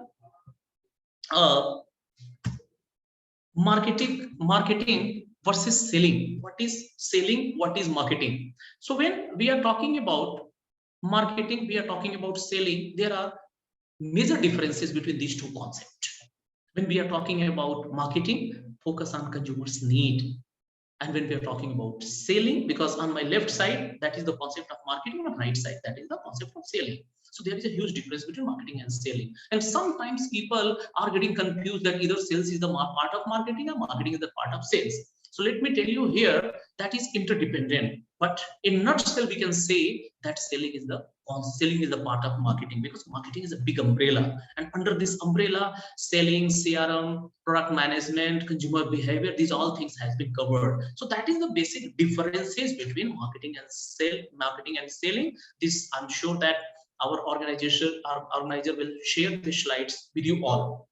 After that, I am coming on the elements of marketing mix. What are the major elements of marketing mix when we are talking about 4 P's? So these 4 P's are product, price, place, and promotion.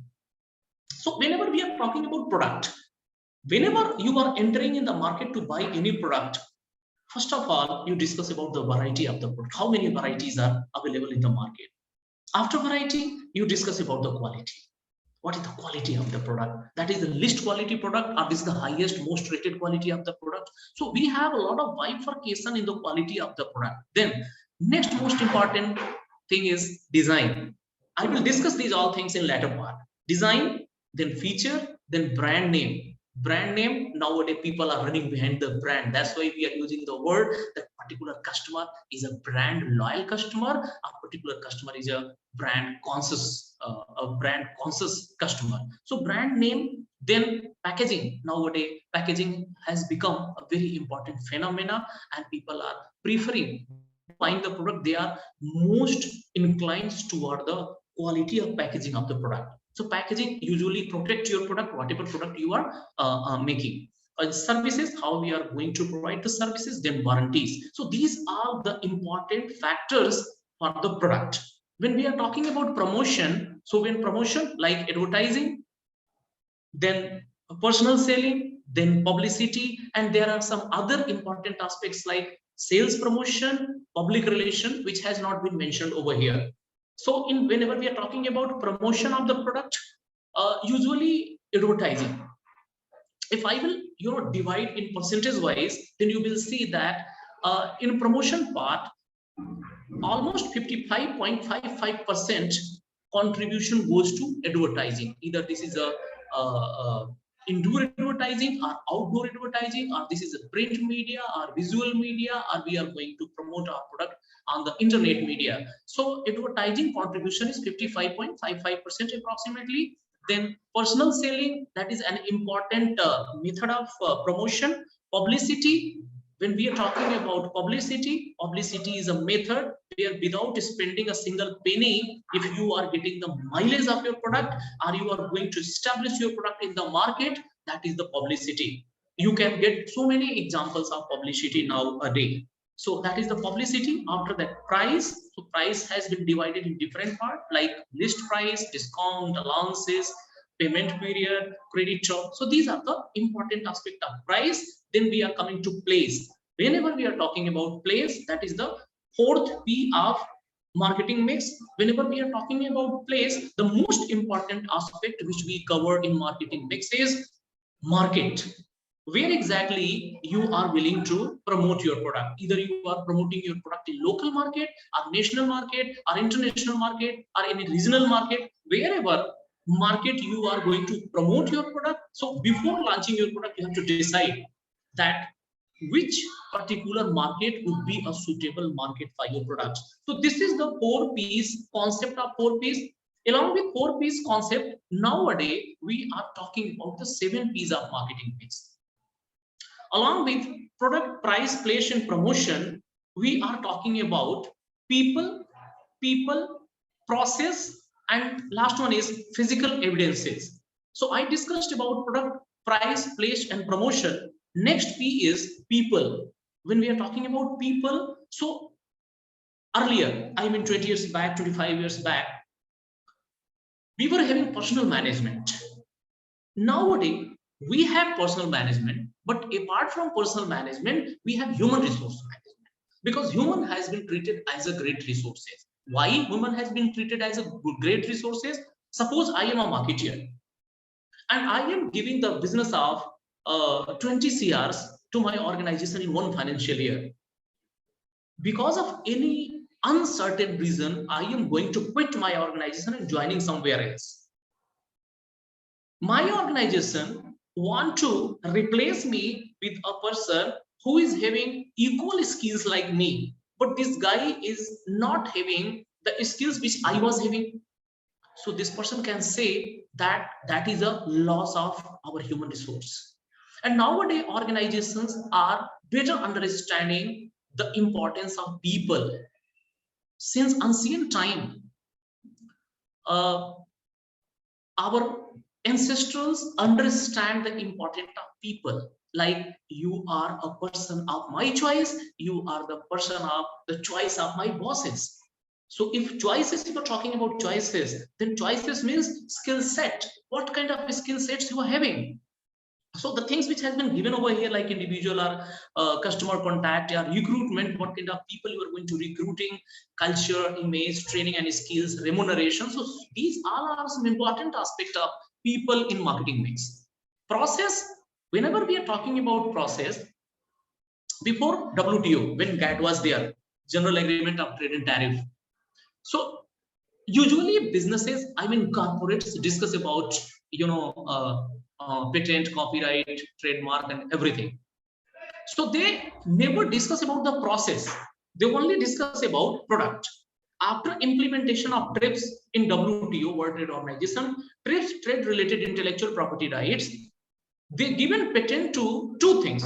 Earlier there was patent, only product got patented, but nowadays they given patent of product as well as to process. If you are using certain specific process to manufacture your product, then you can got patent for your process also. So that is the process part. In process, customer focus, business lead, IT supported design features, research and development, R&D has become the most integral part of process. Last but not the least, in 7 Ps, because nowadays we have 50 Ps. And 10 days ago, I was just going through a research paper where a researcher has discussed about 100 Ps, and he written in their written in their limitations that very soon I will develop 150 Ps. So in spite of talking about 50 Ps, 100 Ps, 150 Ps, we must be aware about the 7 Ps. That's why I am using the word last but not the least. Last P is physical evidences. One of my students came to meet me yesterday, and he shared an incident with me.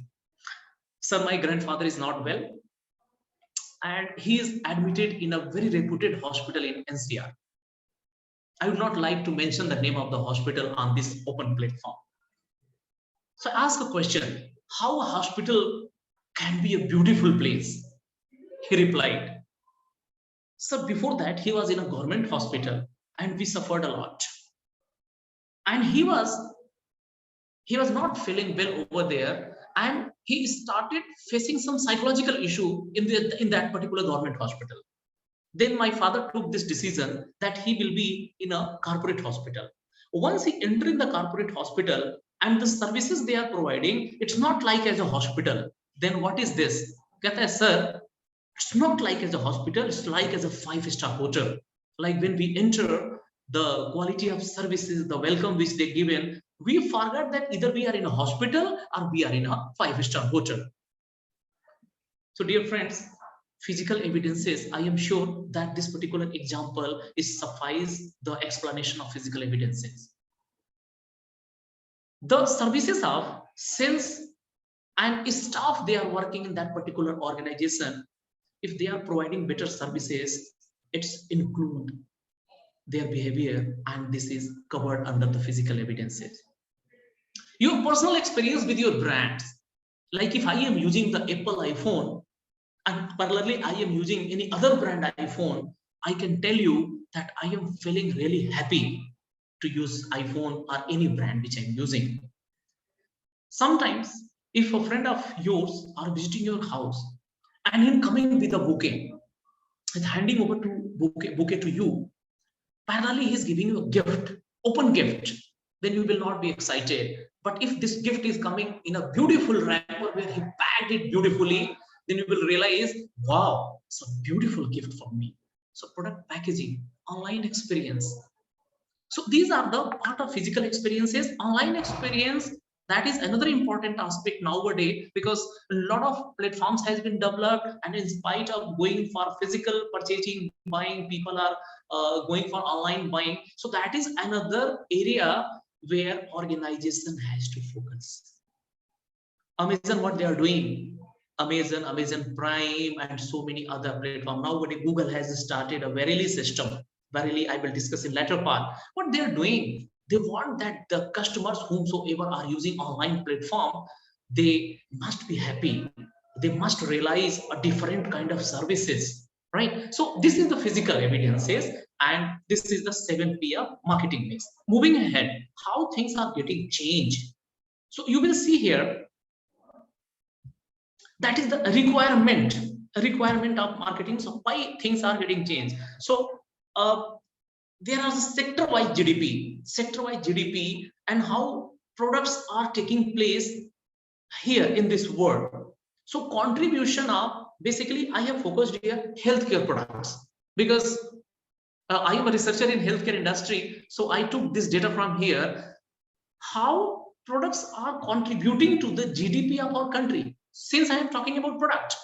So this is the part of marketing mix. So in case if you are talking about GDP, then there is a great contribution. This figure has been given in context to the sector-wise GDP in India. So they are performing really very well in GDP of this country.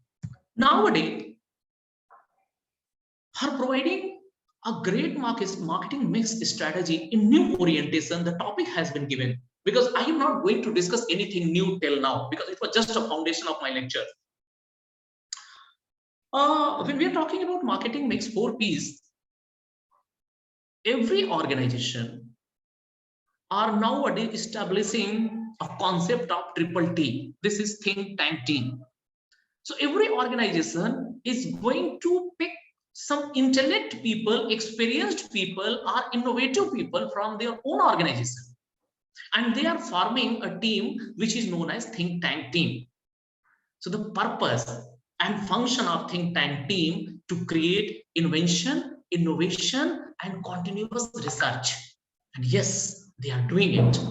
And whatever organization you are looking for, like it is Nike, or this is iPhone, Apple, or Samsung, or Sony, or even Google, or whatever organization nowadays you are looking for, they are standing on #1 position. They all are performing their innovation with the help of triple T team. This is think tank team.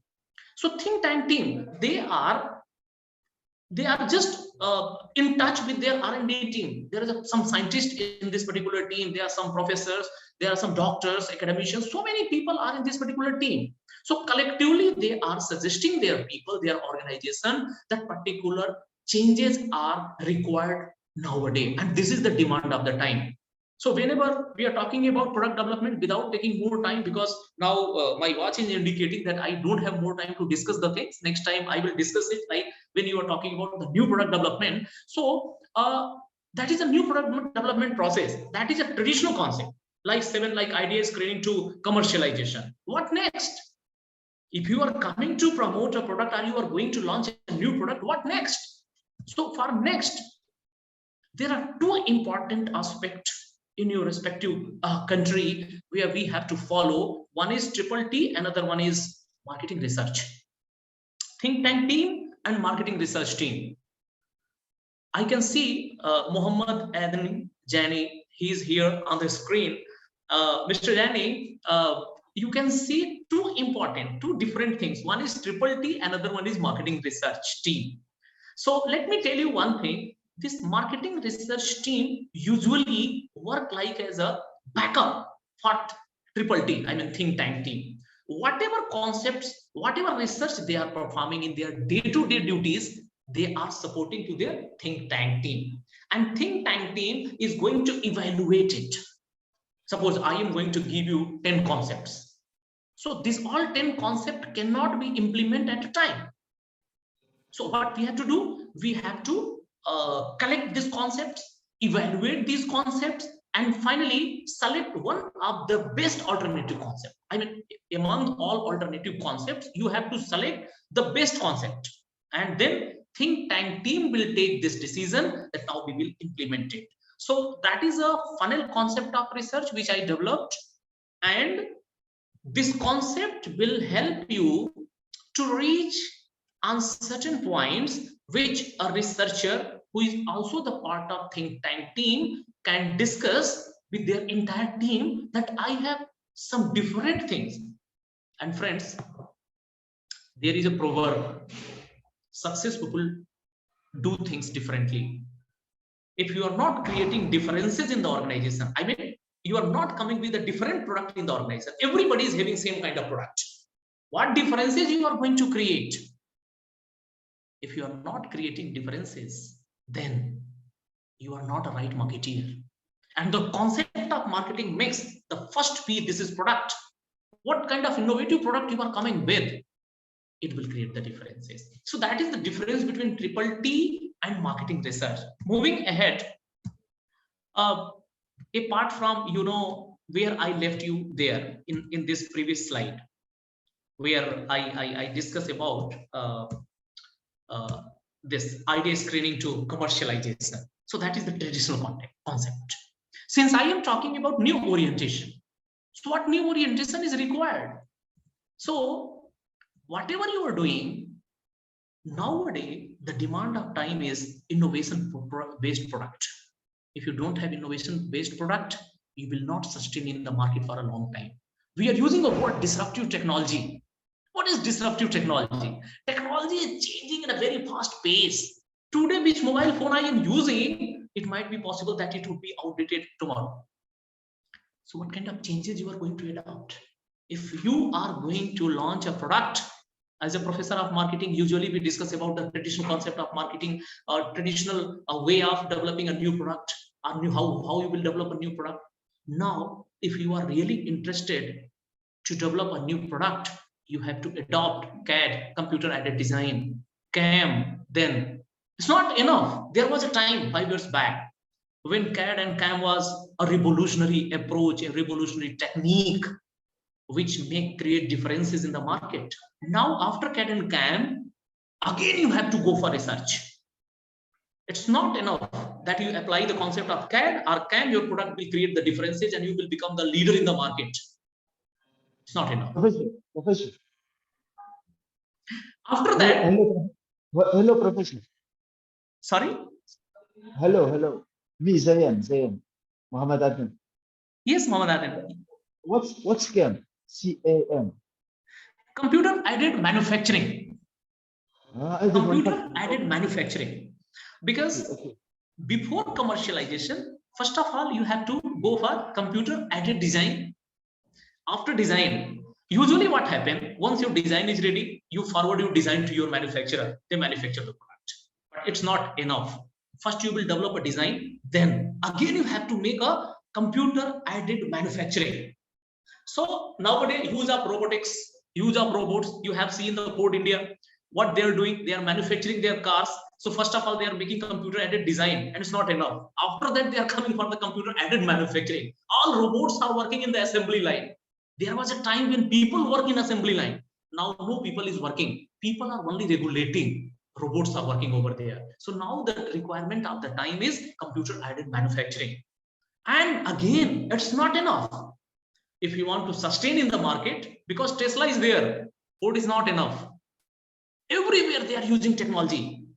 So if you want to do an effective marketing, then how differences you will create? Sir, the car which you are using, they are having, no doubt, they are having the qualities. But the car I am going to promote as a marketeer, after extensive research, we launched this car. So there is great differences which you can create. And ultimately, our founder of MIT University always discuss about the outcome-based education. And as a professor of MIT Business School, after every class, even we try to evaluate that what is the outcome of our students after every class. And even in this training session, I will ask to you that what differences you have learned from my class. That is the outcome. So nowadays, corporates are looking, even your customers have become more demanding. What differences you are giving in this cost, in this price? So an outcome-based new product is required. Outcome-based new product is required. I wanted to be continued with the topic which I am discussing, but since there are few protocol which we have to follow here over here, so I am leaving one case study related to new product development. This is an OTC product, a cough syrup, is experiencing a decline in demand and thus losing its market share to be expanded like his previous position. What kind of marketing mix strategy shall be required? Since I discuss about product, I am going to cover price. Price I discussed in last session. After price, promotion, how you are going to promote your product. So let me tell you one thing. There was a cough syrup in Indian market, not in Indian market. It was existing in US market, UK market, everywhere it was present. It was the product of, sir, you want to ask any question, Mohammed Jain? Please, Professor, can you explain this exercise more? Sorry? Can you explain this exercise more? Yeah. Yes, I will explain it here. I will explain it here. So, with the example, Jain has asked this question, and Professor, you have to explain it. In fact, I wanted to leave this question among you all, but I will explain it here precisely. There was a product of Pfizer. It was, if I am right, the name of this product was Cofex and Corex. It was available across the world. So, over a period of time, in US market, they struggled a lot to convert this product, this cough syrup, as an OTC product, over-the-counter product. Over-the-counter product means you can buy this product without any prescription, without the doctor prescription. So in India, there was a great singer, Lata Mangeshkar. So Lata Mangeshkar was the brand ambassador of this particular product in India. And once Lata Mangeshkar became brand ambassador of this product, the message behind taking Lata Mangeshkar as brand ambassador was that your voice would be like the singer Lata Mangeshkar if you are using this cough syrup. And ultimately, this cough syrup did very good job in the market. Here, when you are promoting any OTC product, first of all, the most important P of marketing mix which you can use is promotion. Promotion. So I discussed about 4 P's: product, price, place, and promotion. So promotion is the important integral P of marketing mix. Here you have to use promotion mix strategy. How you are going to promote your product, how you are making masses for your product, which you will run through advertisement, or even you are going to take some personal selling or sales promotion. What kind of a strategy you will make? Second, price. There are cutthroat competition. There are more than 25 products, cough syrup product available worldwide. What is the price of your product? How you are going to take the advantages of marginal cost with your product? So price is another important aspect in marketing mix, which you will consider when you will make your marketing mix strategy for this declining share of this cough syrup. Promotion, place. Place is an integral part. Usually what happens, countries where temperature is deviating. Like in India, we are residing in north part of the country. Now temperature of north part is 16 degrees Celsius, 17 degrees Celsius. It will touch around 40 degree in June and July. So there is a great variation. So usually what happened, vector-borne disease took place and people suffered with throat infection because of bacterial infection or viral infection. So you have to identify the right place for the promotion of your product. Can you promote your product in US market or UK market or Indian market? If you are promoting your product in Indian market, in which part of the country, either in south part of the country or north part of the country. So you have to select appropriate market, and it could be happen after extensive data collection and research. Because after data collection, you will be able to know that where such kind of patients are lies. So you can make a marketing mix strategy based on the quality of your product, size of your product, price of your product, like how you are going to promote your product. So all things will be covered in this case study. Mr. Jain, I have one more case study for you all. So let me just skip this case study. The slides will be with you. So further, I will leave my email ID and contact number over here. So if anybody want to discuss with me, I will discuss with you all through mail. Now, how can you make a window in the mind of your consumers? This is a very good question. It's a great question. If you want to establish your product, if you want to effectively use your marketing mix strategy with your consumers, with your customers, you have to make a window in the mind of your customers. If you are waking at the morning and you are going to take your toothpaste, then if any substitute is coming, then you will ask, oh, where is my toothpaste? That was not my toothpaste. It means this particular toothpaste has make a window in your mind. So marketing mix strategy usually help you to make a window in the mind of the consumers. Just a small case study which I would like to discuss with you all. And very fast, I'm just going to read it. Shakuntala has recently been put in charge of a project to turn around an underperforming product. The product is the high quality, fair trade, organic tea, but it's never achieved the sales and customer loyalty that the organization expected. Shakuntala decided to use the brand equity pyramid to think about the turnaround effort. So when I am talking about brand equity pyramid, this is the part of marketing mix, extensive marketing mix, which we have used. So ultimately, in nutshell, what I wanted to convey over here, that if Shakuntala, because here Shakuntala realized that they are promoting this product, like either आप देखेंगे brand response. After going over the 4 brand responses judgment, Shakuntala realized that perceived quality might be an issue. So they were promoting this tea like as a health energizer, immuno booster tea, in spite of a delicious tea. So there are 2 words. Either you are promoting this tea as a medicine, or you are promoting this product as a product of luxury. So as a brand manager, Shakuntala changed the entire 4-piece concept, entire marketing mix strategy. And in spite of promoting this product like as a healthcare immuno booster tea, she wanted to promote this tea as a luxury brand tea. And this tea become #1 brand in this particular territory. So it was a case study which I wanted to discuss. Before finishing it, I have few important things which I would like to share with the concept of 4 Ps. Google. Now what Google is doing, Google has developed a new organization which is known as Verily. So Verily is going to showcase Google as a healthcare company. Novartis India is one of the, not Novartis India, Novartis is a US based organization. What they are doing, they are going to make a tie-up with iPhone. So what they are doing, they are going to promote their product. They are going to do co-branding, like iPhone will promote Novartis and Novartis will promote iPhone. What they are doing, iPhone's Apple Watch,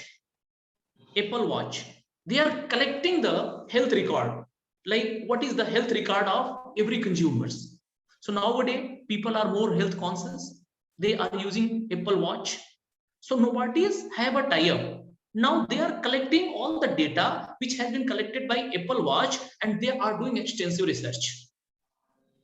They are using AI, artificial intelligence. They are using machine learning. So with artificial intelligence and machine learning, now Apple Watch is going to claim, very soon you will see in the market, because we are continuously with my research scholar, we are conducting some research in coming 2-3 years, and very soon we will come with a research paper. As a consumer, you will see in coming 2 to 3 years, Apple Watch will reveal that now Novartis had taken all the information from us, and they will take their decision. Like if you are wearing Apple Watch, it might be possible that you will receive a mail from Novartis with prior permission of the consumer and customers. They will send you a report that your blood sugar is like that, your BP is like that, your oxygen concentration is like that. So they are collecting all the information. So in coming times, you will see, I am talking about product of Google, product of Apple, product of Google and product of Apple. There will be cutthroat competition among the product of Google and Apple. And whomsoever will use the right marketing mix strategy, they will sustain in the market for a long time.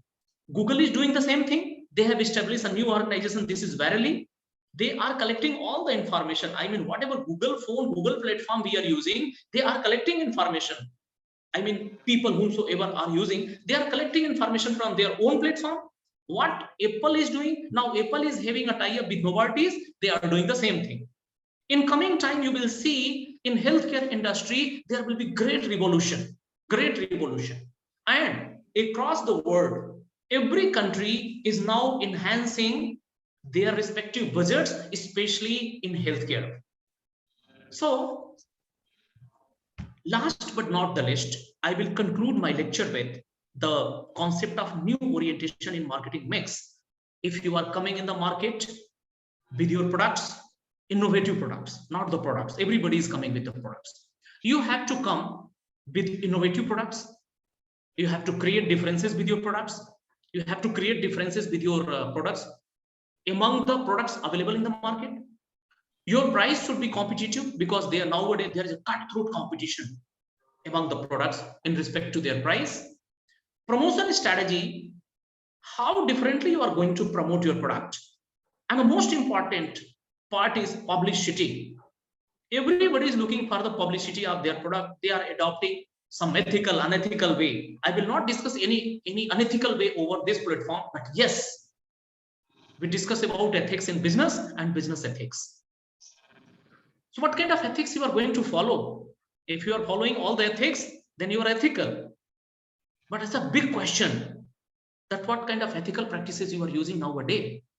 If you want to check, start checking by tomorrow that how many organizations are using ethical practices. We are talking about place. Last P of the marketing mix, you have to select a right place. Right place means right market. If you're not selecting right market so far, your product will not establish, and you will enjoy the taste of failure. So there is a great importance of place, market. Either you have to promote your product in international market or national market or regional market. So this is all about the new orientation of marketing mix strategy. These slides will be with you, and if you have any question, you can raise your question over here. My mobile number is here, my email ID is here. So if you have any question, any queries, you can write to me.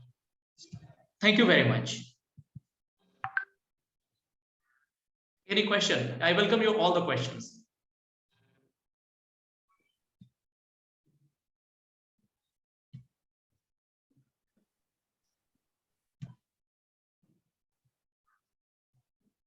Any question, please?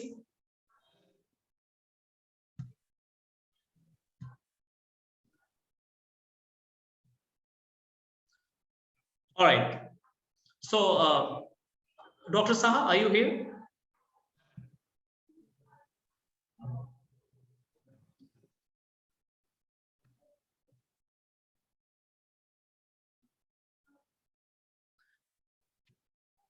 Yeah, Dr. Amit.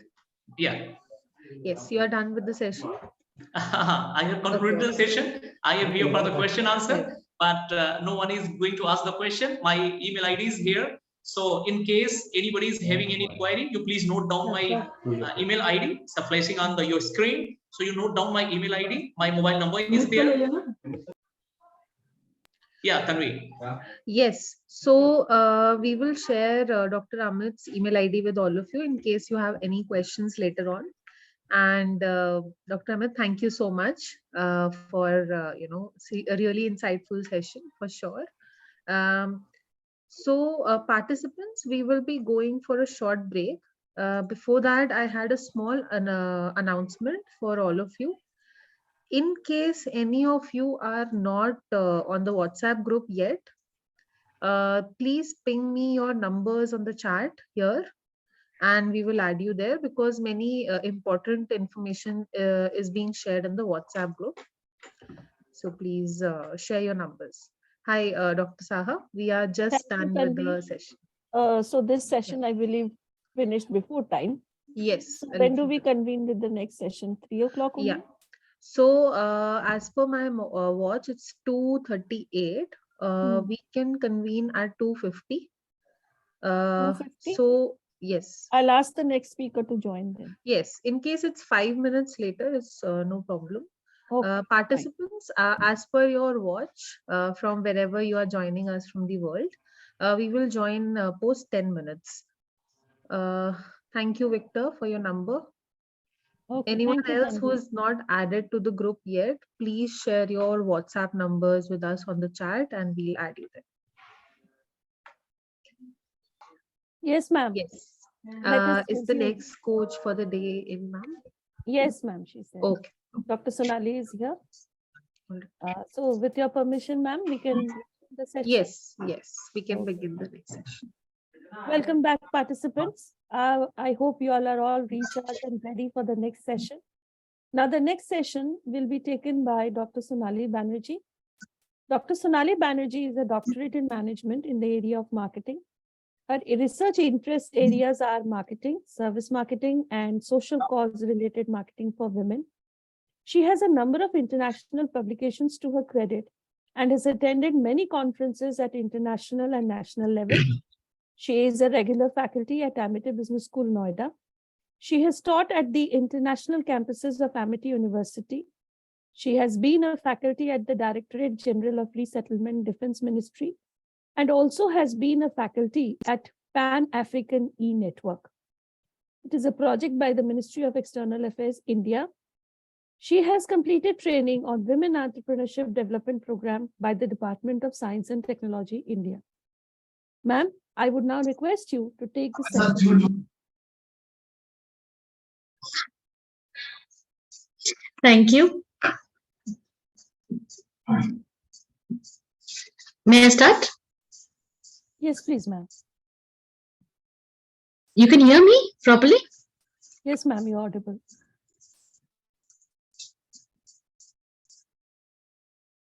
Thank you. Good evening, everyone. Good evening, everyone.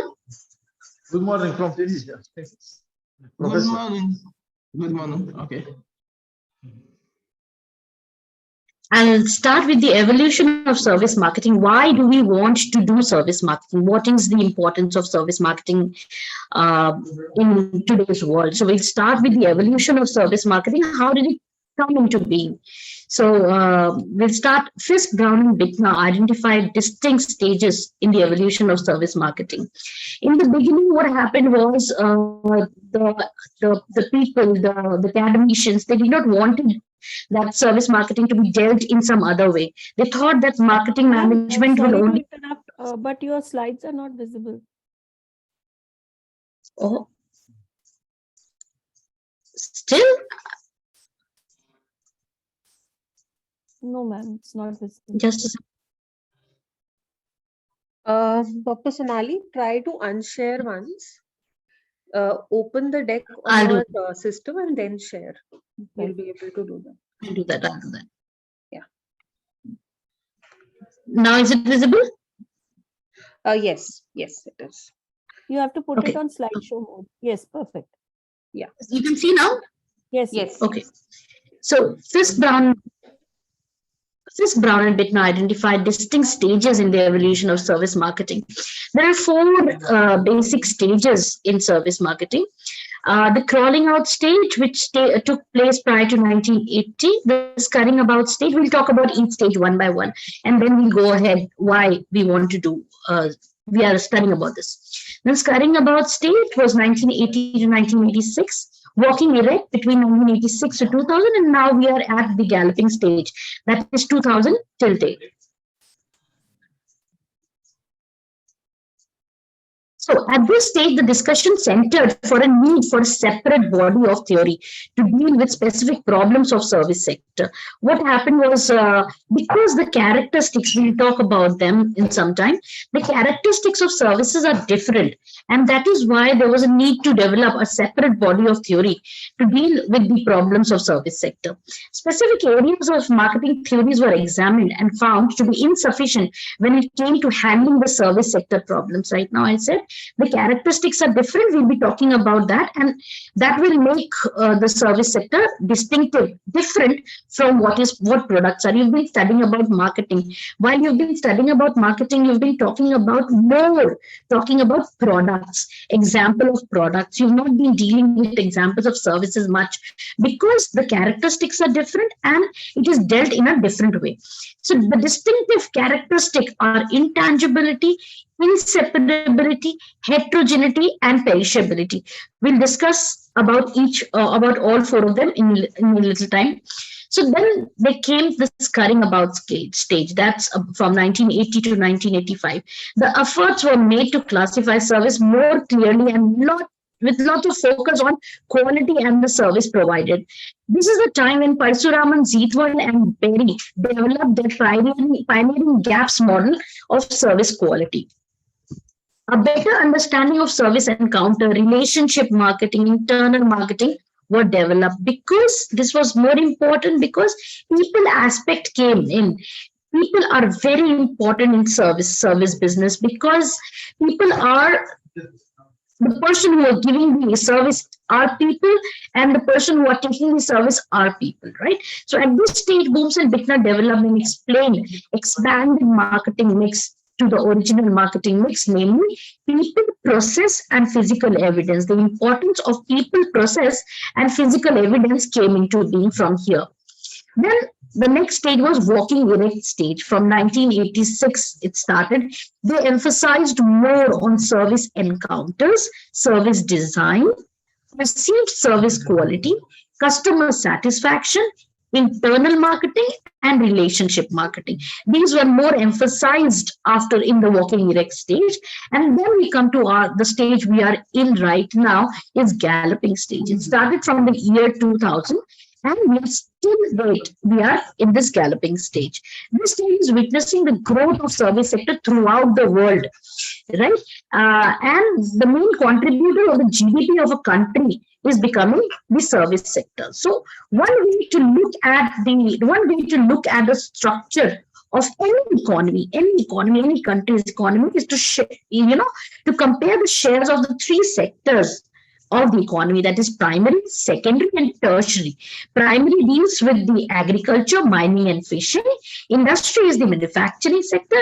Tertiary sector is the service sector. So all these sectors, total output on employment makes the GDP of the country. So we compare the shares of all these sectors. So the industry profile of key service sectors such as IT, telecom, media, entertainment, healthcare, banking, financial services, retail, railways, environment, energy, logistics, exhibition and events, facility, education, space, skills, sports. All these come under service sector, all these and many more. Anything which is intangible, the core, the primary comes from the core intangible, then it comes under the service sector. So the service sector in India, I will give you one advantage in which I'll talk about a little only. Robust demand. There's software services, 55% share of US 185 to 190 billion global sourcing is in 2018 was from India. And India is gaining robust demand in this, and medical tourism is gaining rapid. It's gaining because it is cheaper, and the quality of healthcare services are much better in India. So this is also gaining lot of demand.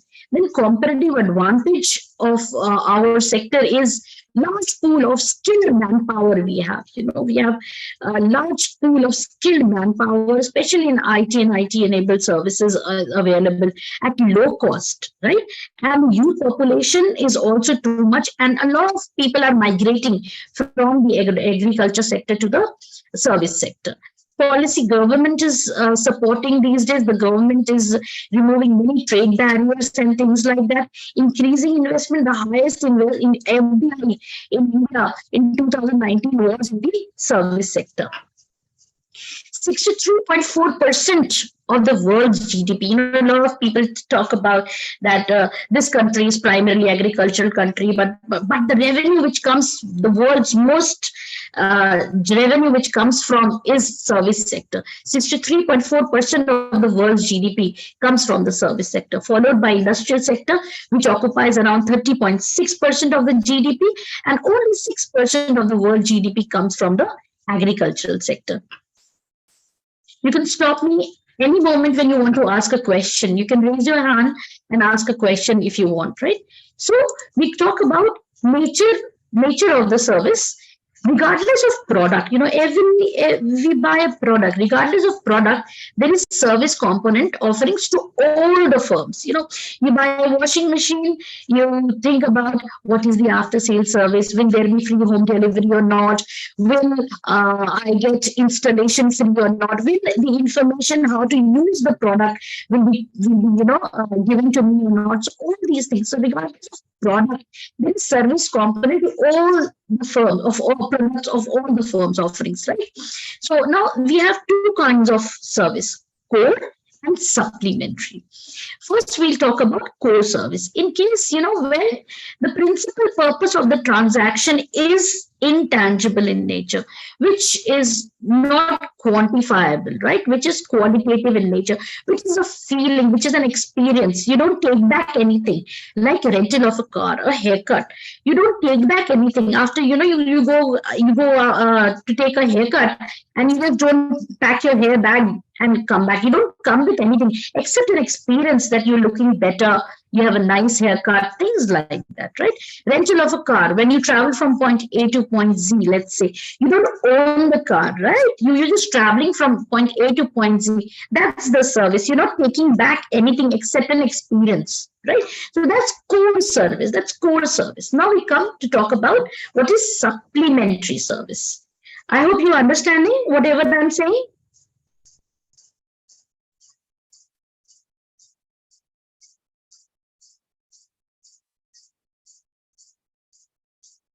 Am I audible to you all?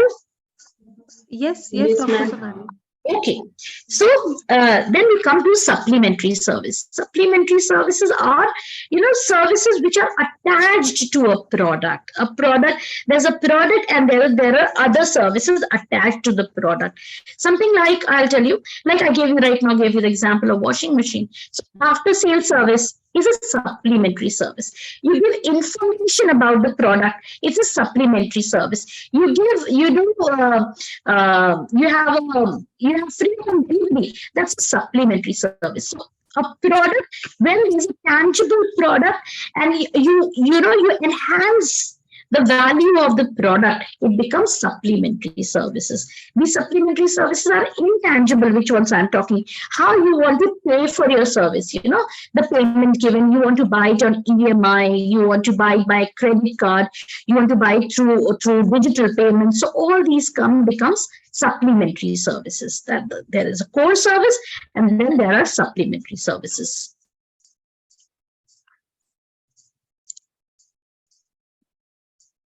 So I'll talk this is something which is very important to understand, because this is the chart which makes product different from service. Service is different from product, because there are two different things, and we have to deal it accordingly. Number one, products are tangible in nature.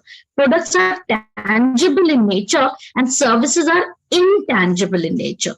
Will someone try to explain me what would this mean? Products are tangible in nature and services are intangible in nature. Anyone?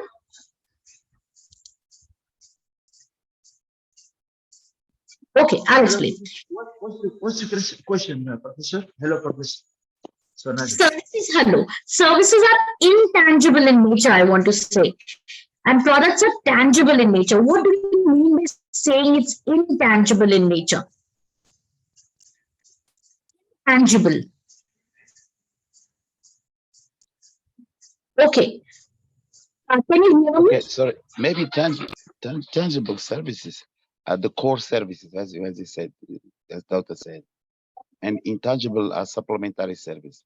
No, I tell you, intangible is something, you know what? Intangible is something which you cannot touch.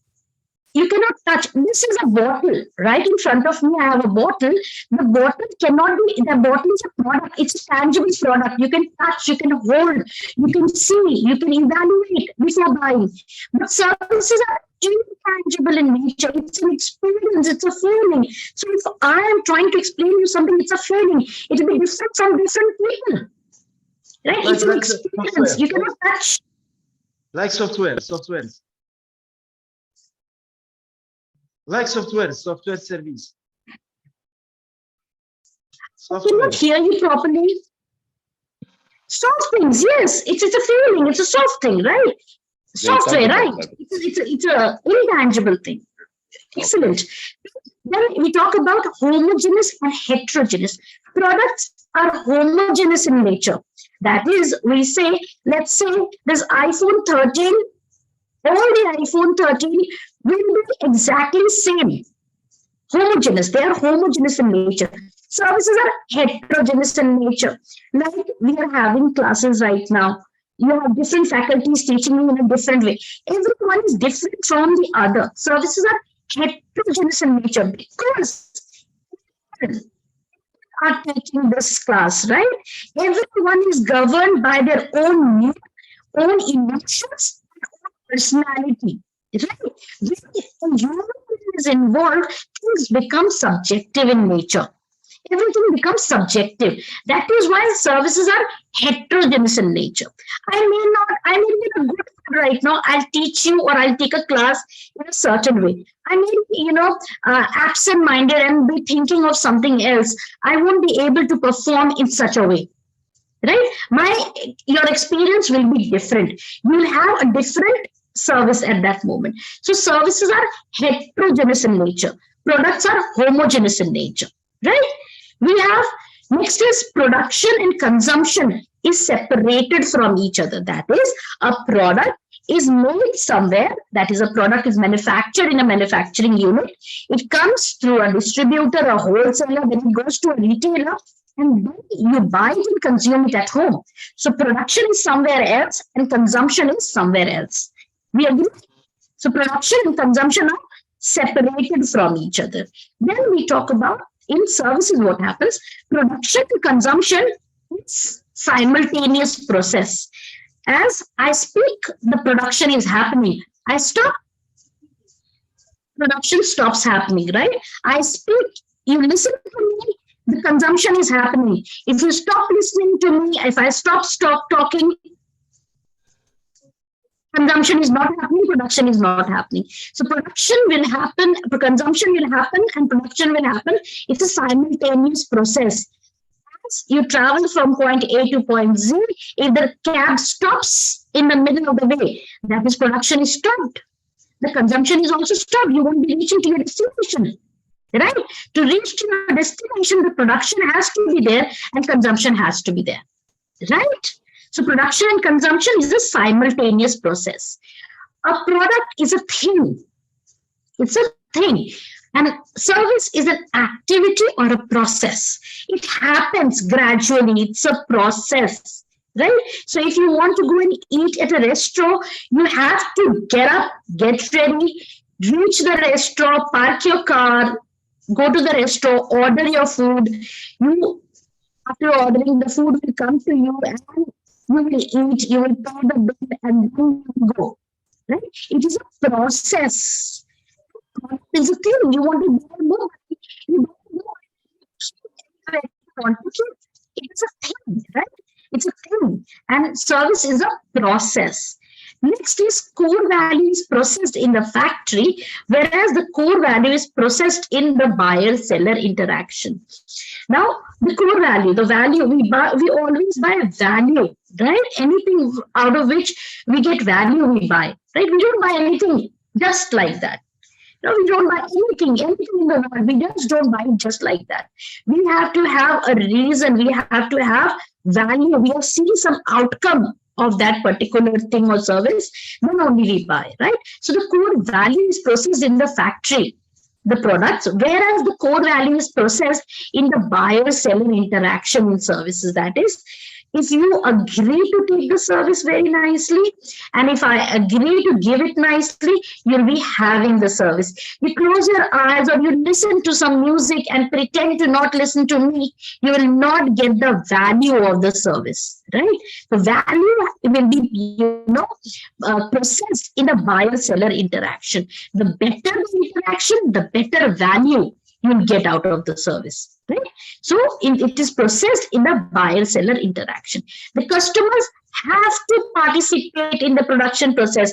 If you are not present here, you will not be able to get the service, right? So you have to participate in the production process because it is inseparable in nature. It is inseparable in nature. You have to be there to get the service. Let's say you want to have a haircut. You have to sit for the haircut. If you don't sit and you say, oh, give me a haircut, and you just roll out. No, that's not possible. You have to sit for the haircut. The hairstylist will give you a haircut until he finishes. You are not done, right? So customers have to participate in the production process. Next is services cannot be stocked. You cannot stock services. Products can be stocked, right? You buy as much rice you want, as much grains you want, as much vegetables you want to stock for 5 days, 7 days, you can stock. Whereas services cannot be stocked. You have got these classes. These are happening as and when they are happening, right? It's just like time. Like time flies, service flies by, right? You cannot get back the service which has already happened. It's just like time, right? So you cannot stock the services. You cannot stock time, right? So you cannot stock these services. Then lastly, what we talk about is there is no transfer of ownership. You do not own anything in services, right? Again, I say you're traveling in airlines, you're traveling from one place to another. After you finish your travel, you just cannot take out the seat and say it's mine. I will not take it back. No, it's not yours. It was just given to you for an experience for traveling from point A to point Z. That's it, right? You don't own anything. You don't own anything in services. You just avail the services. You avail the services. That's why we don't use the word we buy services. You avail the services. We don't buy services, right? So there is no transfer of ownership. You do not own anything in services. Is this clear? Okay, now what happens is these characteristics, the characteristics of the services make services weak in front of products. The characteristics makes services weak in front of products. So how do we deal with these characteristics? We have to manage, we have to do good, because most of the economy is moving into service industry, is service. So what we do, we have to handle these very nicely. So we'll talk about how to deal with these characteristics in the coming PPTs.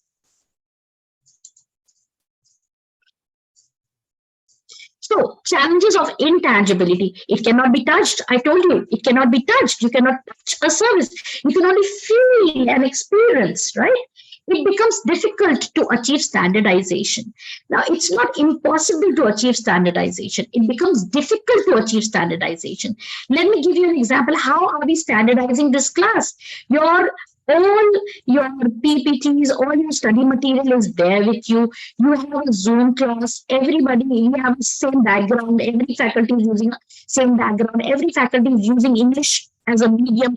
So that's how we are achieving standardization. It is difficult to achieve standardization. Every faculty has their own style of teaching, own style of talking, own way, right? Because services are heterogeneous in nature. Just now I told you, they are variable in nature.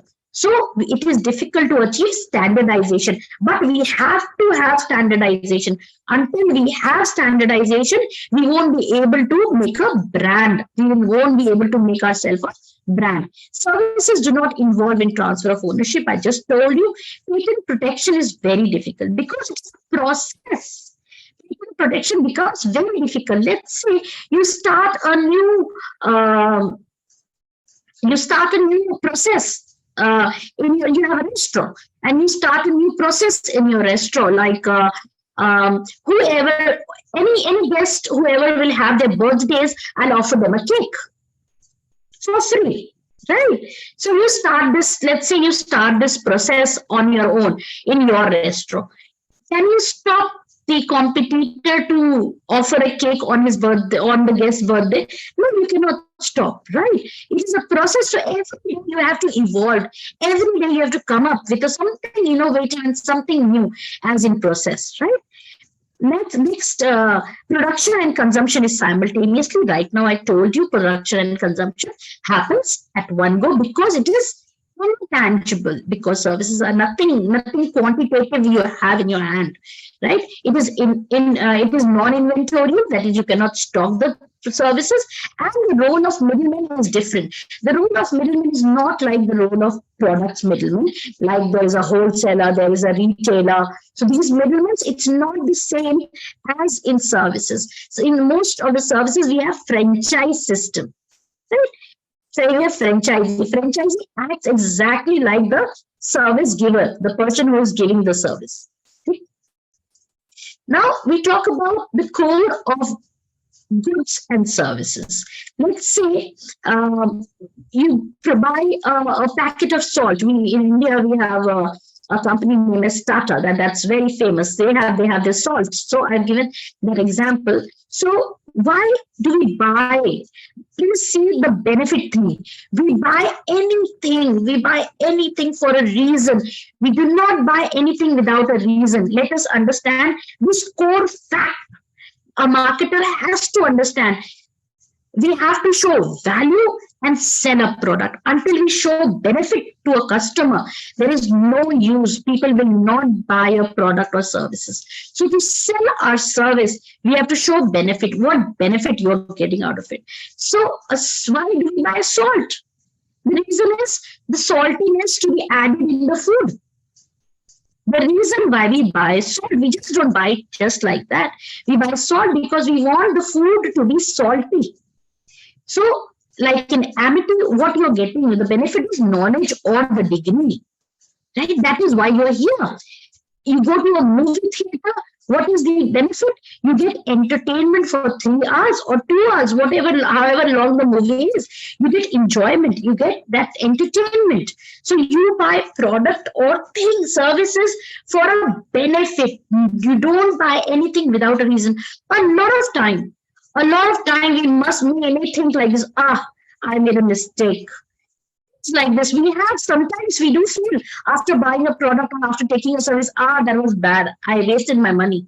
You have that feeling. Don't you have that feeling? This feeling is cognitive dissonance that comes after you buy it or after you experience it. That's later on. But while you're buying, you see all the benefit of buying it, right? Then we talk about tangibilizing the intangible. How do we tangibilize the intangible? Services are intangible in nature. So how do we tangibilize the intangible? Number one, it's like I have taken an example of a hospital, right? So in this hospital, what happens is, you go to a hospital, you'll always see people cleaning the floor.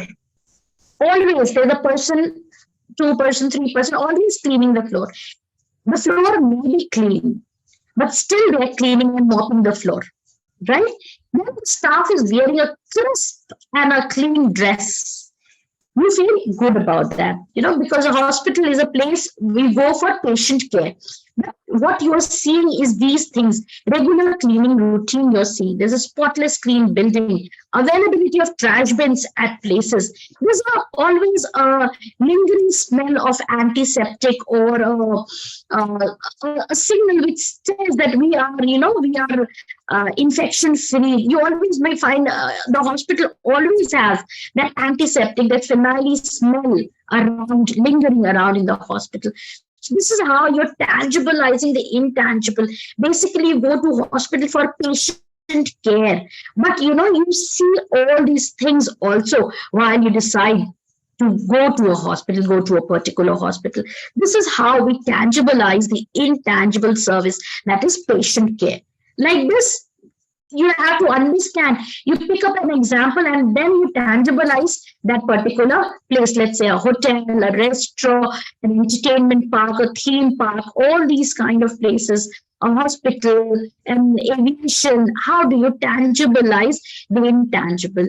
The seats in an aircraft made comfortable, the legroom is, you have made legroom in the place. There's a good magazine which is kept. There's a good color coordination which is there. The staff, the air hostesses and the male people who are there serving you, they are in a uniform, wearing a beautiful uniform, a beautiful color uniform, looking beautiful.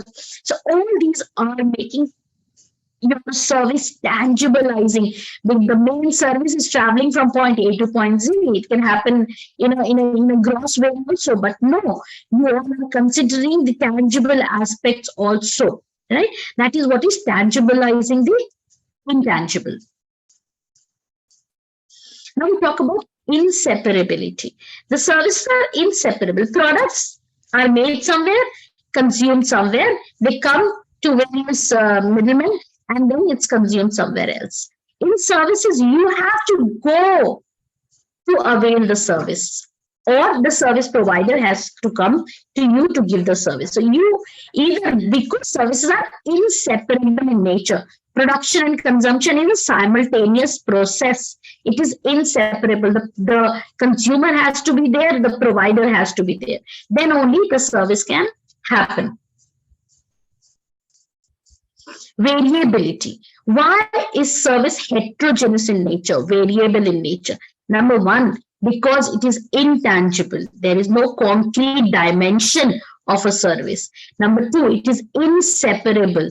That is, you have to be present to have the service. The third is human involvement. Wherever there will be human involvement, there will be effect of mood, emotions, and personality. Wherever, you always remember, there is always variations in the performance and quality. Wherever there is service, intangibility, inseparability, and human involvement is there, right? Now, how do we deal with variability? Variability, okay, variability is there. We know services are heterogeneous in nature. How do we deal with them? Number one, we can say, I provide you customized solution. So for everyone, I give you a customized solution. We deal with variability like that. Next is use of scripts for performance. You use script for performance. You don't deviate from your script. Like you call up a call center, everybody will talk in the same way. Whoever picks up the call, everyone will talk in the same way. You use scripts to remove the heterogeneity factor. You train your people for consistent performance. You train your people for consistent performance so that you do not perform, different people do not perform differently. You perform in the same way how you are trained. Next is setting quantitative standards to their enforcements. How do you setting quantitative standards for their enforcements? What do we mean by that? You quantify things, like you have to use a slide, you have to use n number of slides, you have to have a certain background on your Zoom screen, and things like that. You have to quantify. So we make quantitative standards. All the study material is given to you, the questions are given to you, the slides are given to you. These are quantifiable things, right? You can quantify these things. So you set quantitative standards for the enforcements, and then we come to using technology to reduce or eliminate the human performance. Remember, we said human performance, wherever human involvement will be there, it will be governed by mood, personality, and emotions. So we get into technology to reduce this particular aspect. I don't know how many of you have visited a bank to withdraw money. So if you visited a bank to withdraw money, you meet people. When you meet people, somebody may be rude to you, somebody is not in a mood to watch, people behave in different way, right? But you go to the ATM, a machine to withdraw your money, every time the ATM is exactly same for everyone. You go and you insert your card, you enter the PIN, you withdraw the money, you take your card back and you go home, right? It's same for everyone. So that's eliminating the human's performance. The technology is eliminating the human's performance. So we are removing this heterogeneity aspect, this dealing with variability, right? Now we talk about perishability. Perishability is you cannot stock. I told you, you cannot stock the service because production and consumption is simultaneous. You cannot produce and give the service. Production is happening, simultaneously the consumption is happening. So you cannot, it is not that production happened sometime back and consumption will happen later. No, it's not like that, right? So there is simultaneous production and consumption. That's why services are perishable in nature, and there is no output. There is no physical output, right? So what will you stock? Right? So all these things goes to non-storability, production quality, post-production quality check becomes very difficult, and there is a lot of pressure on quality. There is a lot of pressure on demand and capacity imbalance, because demand and capacity pressure on quality, because the quality will be decided by the customer, not by the provider. The customer will tell how the quality is, what the quality is. The provider will not decide or say what kind of quality it is. The consumer decides on the quality. And capacity imbalance, that is, let's say you have a movie theater. You have a movie theater, and there is the capacity is of 100 seating capacity. The capacity is of 100 people sitting in your movie theater. And let's say that in a particular show, you got only 60 seats. You sold tickets only for 60 seats. So what happens to 40 seats? The revenue of 40 seats does not come for that particular show. Does it come? No, it does not come. So you only get revenue for 60 tickets, 60 people, 60 seats. 40 revenue is lost. So your demand is less, capacity is more, you are going on loss.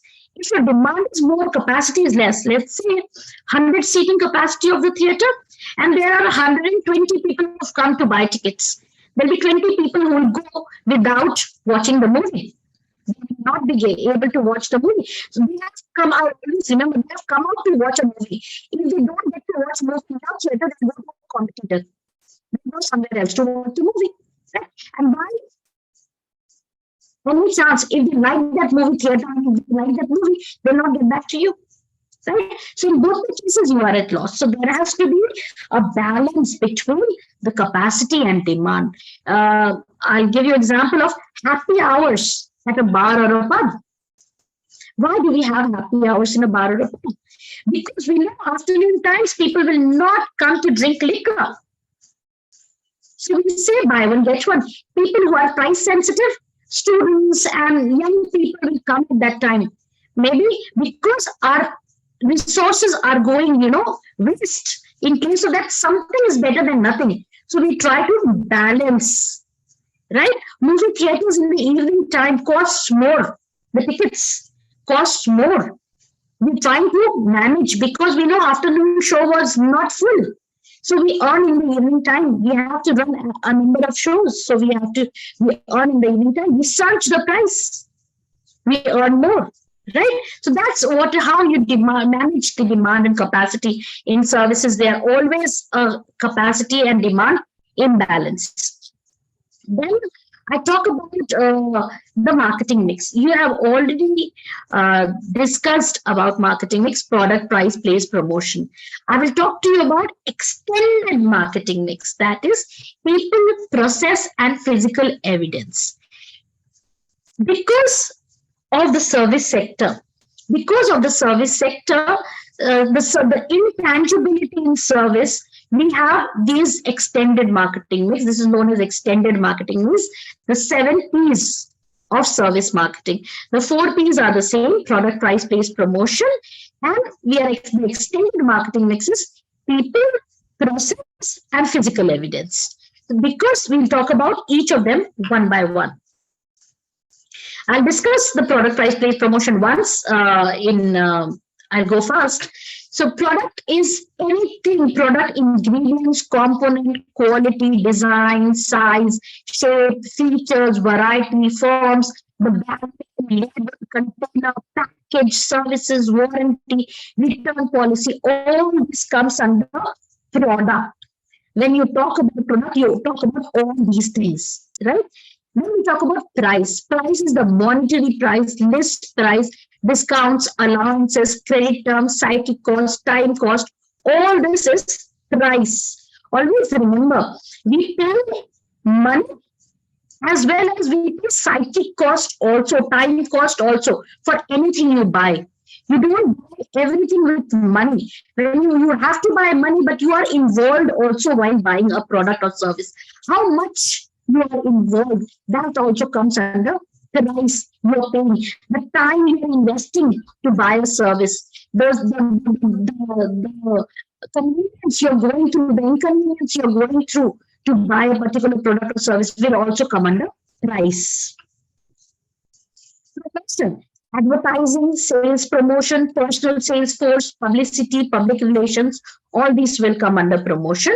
Then we come to place. Logistics of distribution, area coverage, distribution outlets, channels to be followed, transportation, service levels, inventory management, all these comes under place of the marketing mix. Now we come to people. That is the extended marketing mix, first P, that is people. An essential ingredient to any service provision is used to appropriate staff and people. Recruiting the right staff and the training them appropriately in delivery of the service is essential if the organization wants to form a competitive advantage. So with the people, you can form a very good competitive advantage. People cannot be copied. A product can be copied, but people cannot be copied. People are unique in their own ways. So if you have a good employee, good people, good working force, then you have the competitive advantage to your organization. Consumers make judgments and deliver perceptions of service based on employees they interact with. Whoever you interact with, you make judgments about that organization from that interaction. Usually the person whom you interact with are the frontliners, right? So these are the frontliners whom you interact with, and you make the perception about the organization just by interacting with this frontliner. The staff should have appropriate interpersonal skills, aptitudes, and service knowledge to provide the service and consumers are paying for. Consumers are paying for, so staff should know what the consumers want and where the consumer will get value. Many British organizations aim to apply for investors in people accreditation. This, which tells consumers that my staff is taken care of, my people are taken care of, and my people will take care of you up to a certain standards and certain level, right? So my people are taken care of, and my people will also take care of you. We value them, and our people will also take care of you, because people is giving the service. They are the people who are giving the service. Now we talk about process, the way the service is designed to give, how seamless you made the process. I've given an example of McDonald's, right? So it refers to the system used to assist the organization in delivering the service. Imagine you walk into McDonald's and you order a combo meal and it will be delivered in 2 minutes. What is the process that allowed you to obtain an efficient service delivery? Banks send you the credit cards before the expiry of your credit card, so that you don't face the bond, or you don't have a face off that you've purchased products and suddenly they say your card is expired and your card is not working. No, they send it before the expiry of your card. They send a new card before the expiry of your credit card, your existing card. So these are the efficient process which creates the service seamless, makes the service flow smoothly because it's a process. Next is physical evidence. Lastly, it's very, very important, physical evidence. Where the service is being delivered, it is very important. Where is the service being delivered? Physical evidence is the element of service mix which allows the consumer again to make judgments on the organization. If you walk into a restaurant, what is your expectations of a clean and friendly environment? On an aircraft, if you travel first class, you expect enough leg room to be able to lay down. Physical evidence is an essential ingredient of service mix. Consumers will make perceptions based on their site of service provision, which will have an impact on organization's perceptual plan. Wherever you want physical evidence to be meticulous, perfect. You go to a hotel, whatever you see, the ambience which is created is the physical evidence. The lighting, the sound, the music, the smell, the aroma which is there. All these are physical evidence which is created. And you either like it or you don't like it, right? So the physical evidence has to be very amiable, very nicely done, which is liked by everyone. A subtle light, a subtle music, a beautiful aroma, all these things will make people stay in your organization. If you have a retail store, to make people stay, you have to play a soothing music. A beautiful aroma should be there in your retail outlet. The lighting should be appropriate. The display of your product should be perfectly done. So all these are physical evidence, importance of physical evidence. It's very important. Now, the main objective of service marketing is building trust, empowering service delivery personnel.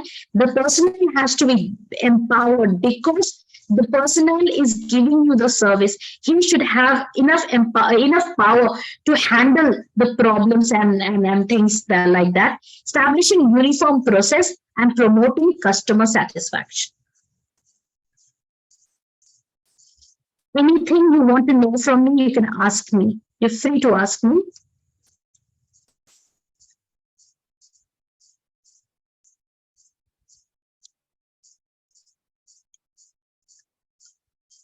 Any questions?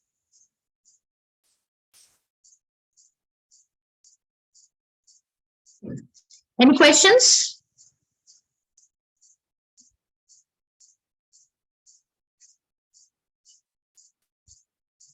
Tanvi ma'am? Sunetra ma'am? Yes. Yes, Dr. Sonali. Ma'am, no questions? Okay. So Mr. Than says that no questions yet. I'm sure when the participants have some questions, we can forward that to you, ma'am. Definitely, I'll be happy to answer any query. I'll be so happy to answer any query which is given to me. You can mail me and I'll reply. I reply to each and every email which I get. Thank you so much, Dr. Sunetra. So the session. Yes, ma'am. Yes. This was the last session for the day, but not the end of the marketing module. So in summary, I can say we have had a discussion on several topics today. We started with an understanding of what exactly is a marketing, and what are the different theories and philosophies that have given rise to the modern marketing practices. We have also understood about what are the different trends and changes that are being brought about in marketing. You have also discussed about the various stages in the evolution of marketing, and of course the basic concepts. We have also had a discussion on several new marketing paradigms and practices. We have had discussion on several concepts which are being in the news now, such as digital marketing, influencer marketing, cause-related marketing, social marketing, and so on. Further on, we had an understanding and a discussion on marketing mix strategies, wherein you have understood what are the various thoughts or what are the various concepts that drive a marketing mix, such as an understanding of what is a product, what is price, what is place, and promotion. Further on, we have also been able to give you an introduction to what is the element of service, and service sector is one of the booming sectors across the world today. So in this session, you have been able to discuss about the various characteristics of services and the various nuances that a typical marketer of services needs to keep in mind. Along with this, Dr. Bagla has also given you the assignment that will be submitted on the last day of the marketing module. So in this time, we hope that you will be able to go through the concepts with the content that has already been given to you. You will be able to assess the changes in marketing as we are also telling you about, and you will be able to create a good assignment at the end of the session. Tomorrow's session will be focused on consumer behavior and advertising. So the main objective for tomorrow's session will be to understand the impact of rapid digitalization and new technologies in terms of the industry and consumer behavior, and this environment which is changing every day. So I wish you happy learning for the next few days. And if you have further questions, you can always ask me. So anything, any feedback, anything you want to tell me?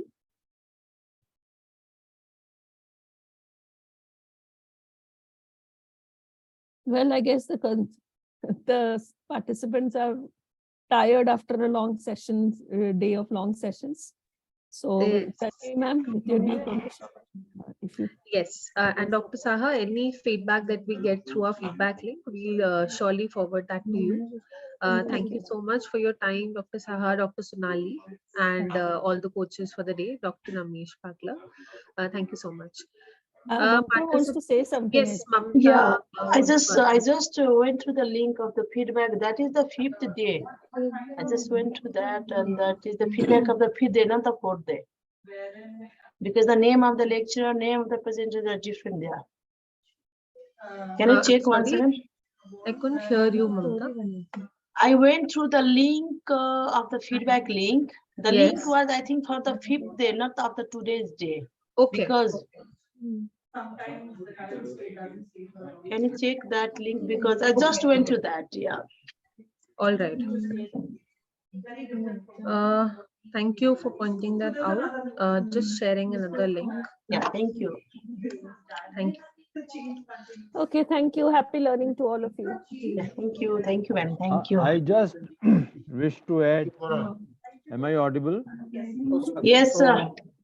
I have shared an article with Divya, which she will be sharing with you all. It will help you in writing your assignment. Yes, Dr. Bagla, we have shared that article on the chat here once. Okay. We will be sharing the same again on their email IDs. Yes. And so we'll do that. Please request the bullet points for the assignment that I have shared with you in case they don't remember. So it will work as a reminder to them, right? Okay. Thank you very much. Had a wonderful interaction and we really enjoyed it. Thank you so much, sir. Thank you, everyone. Have a great rest of the day. Thanks a lot.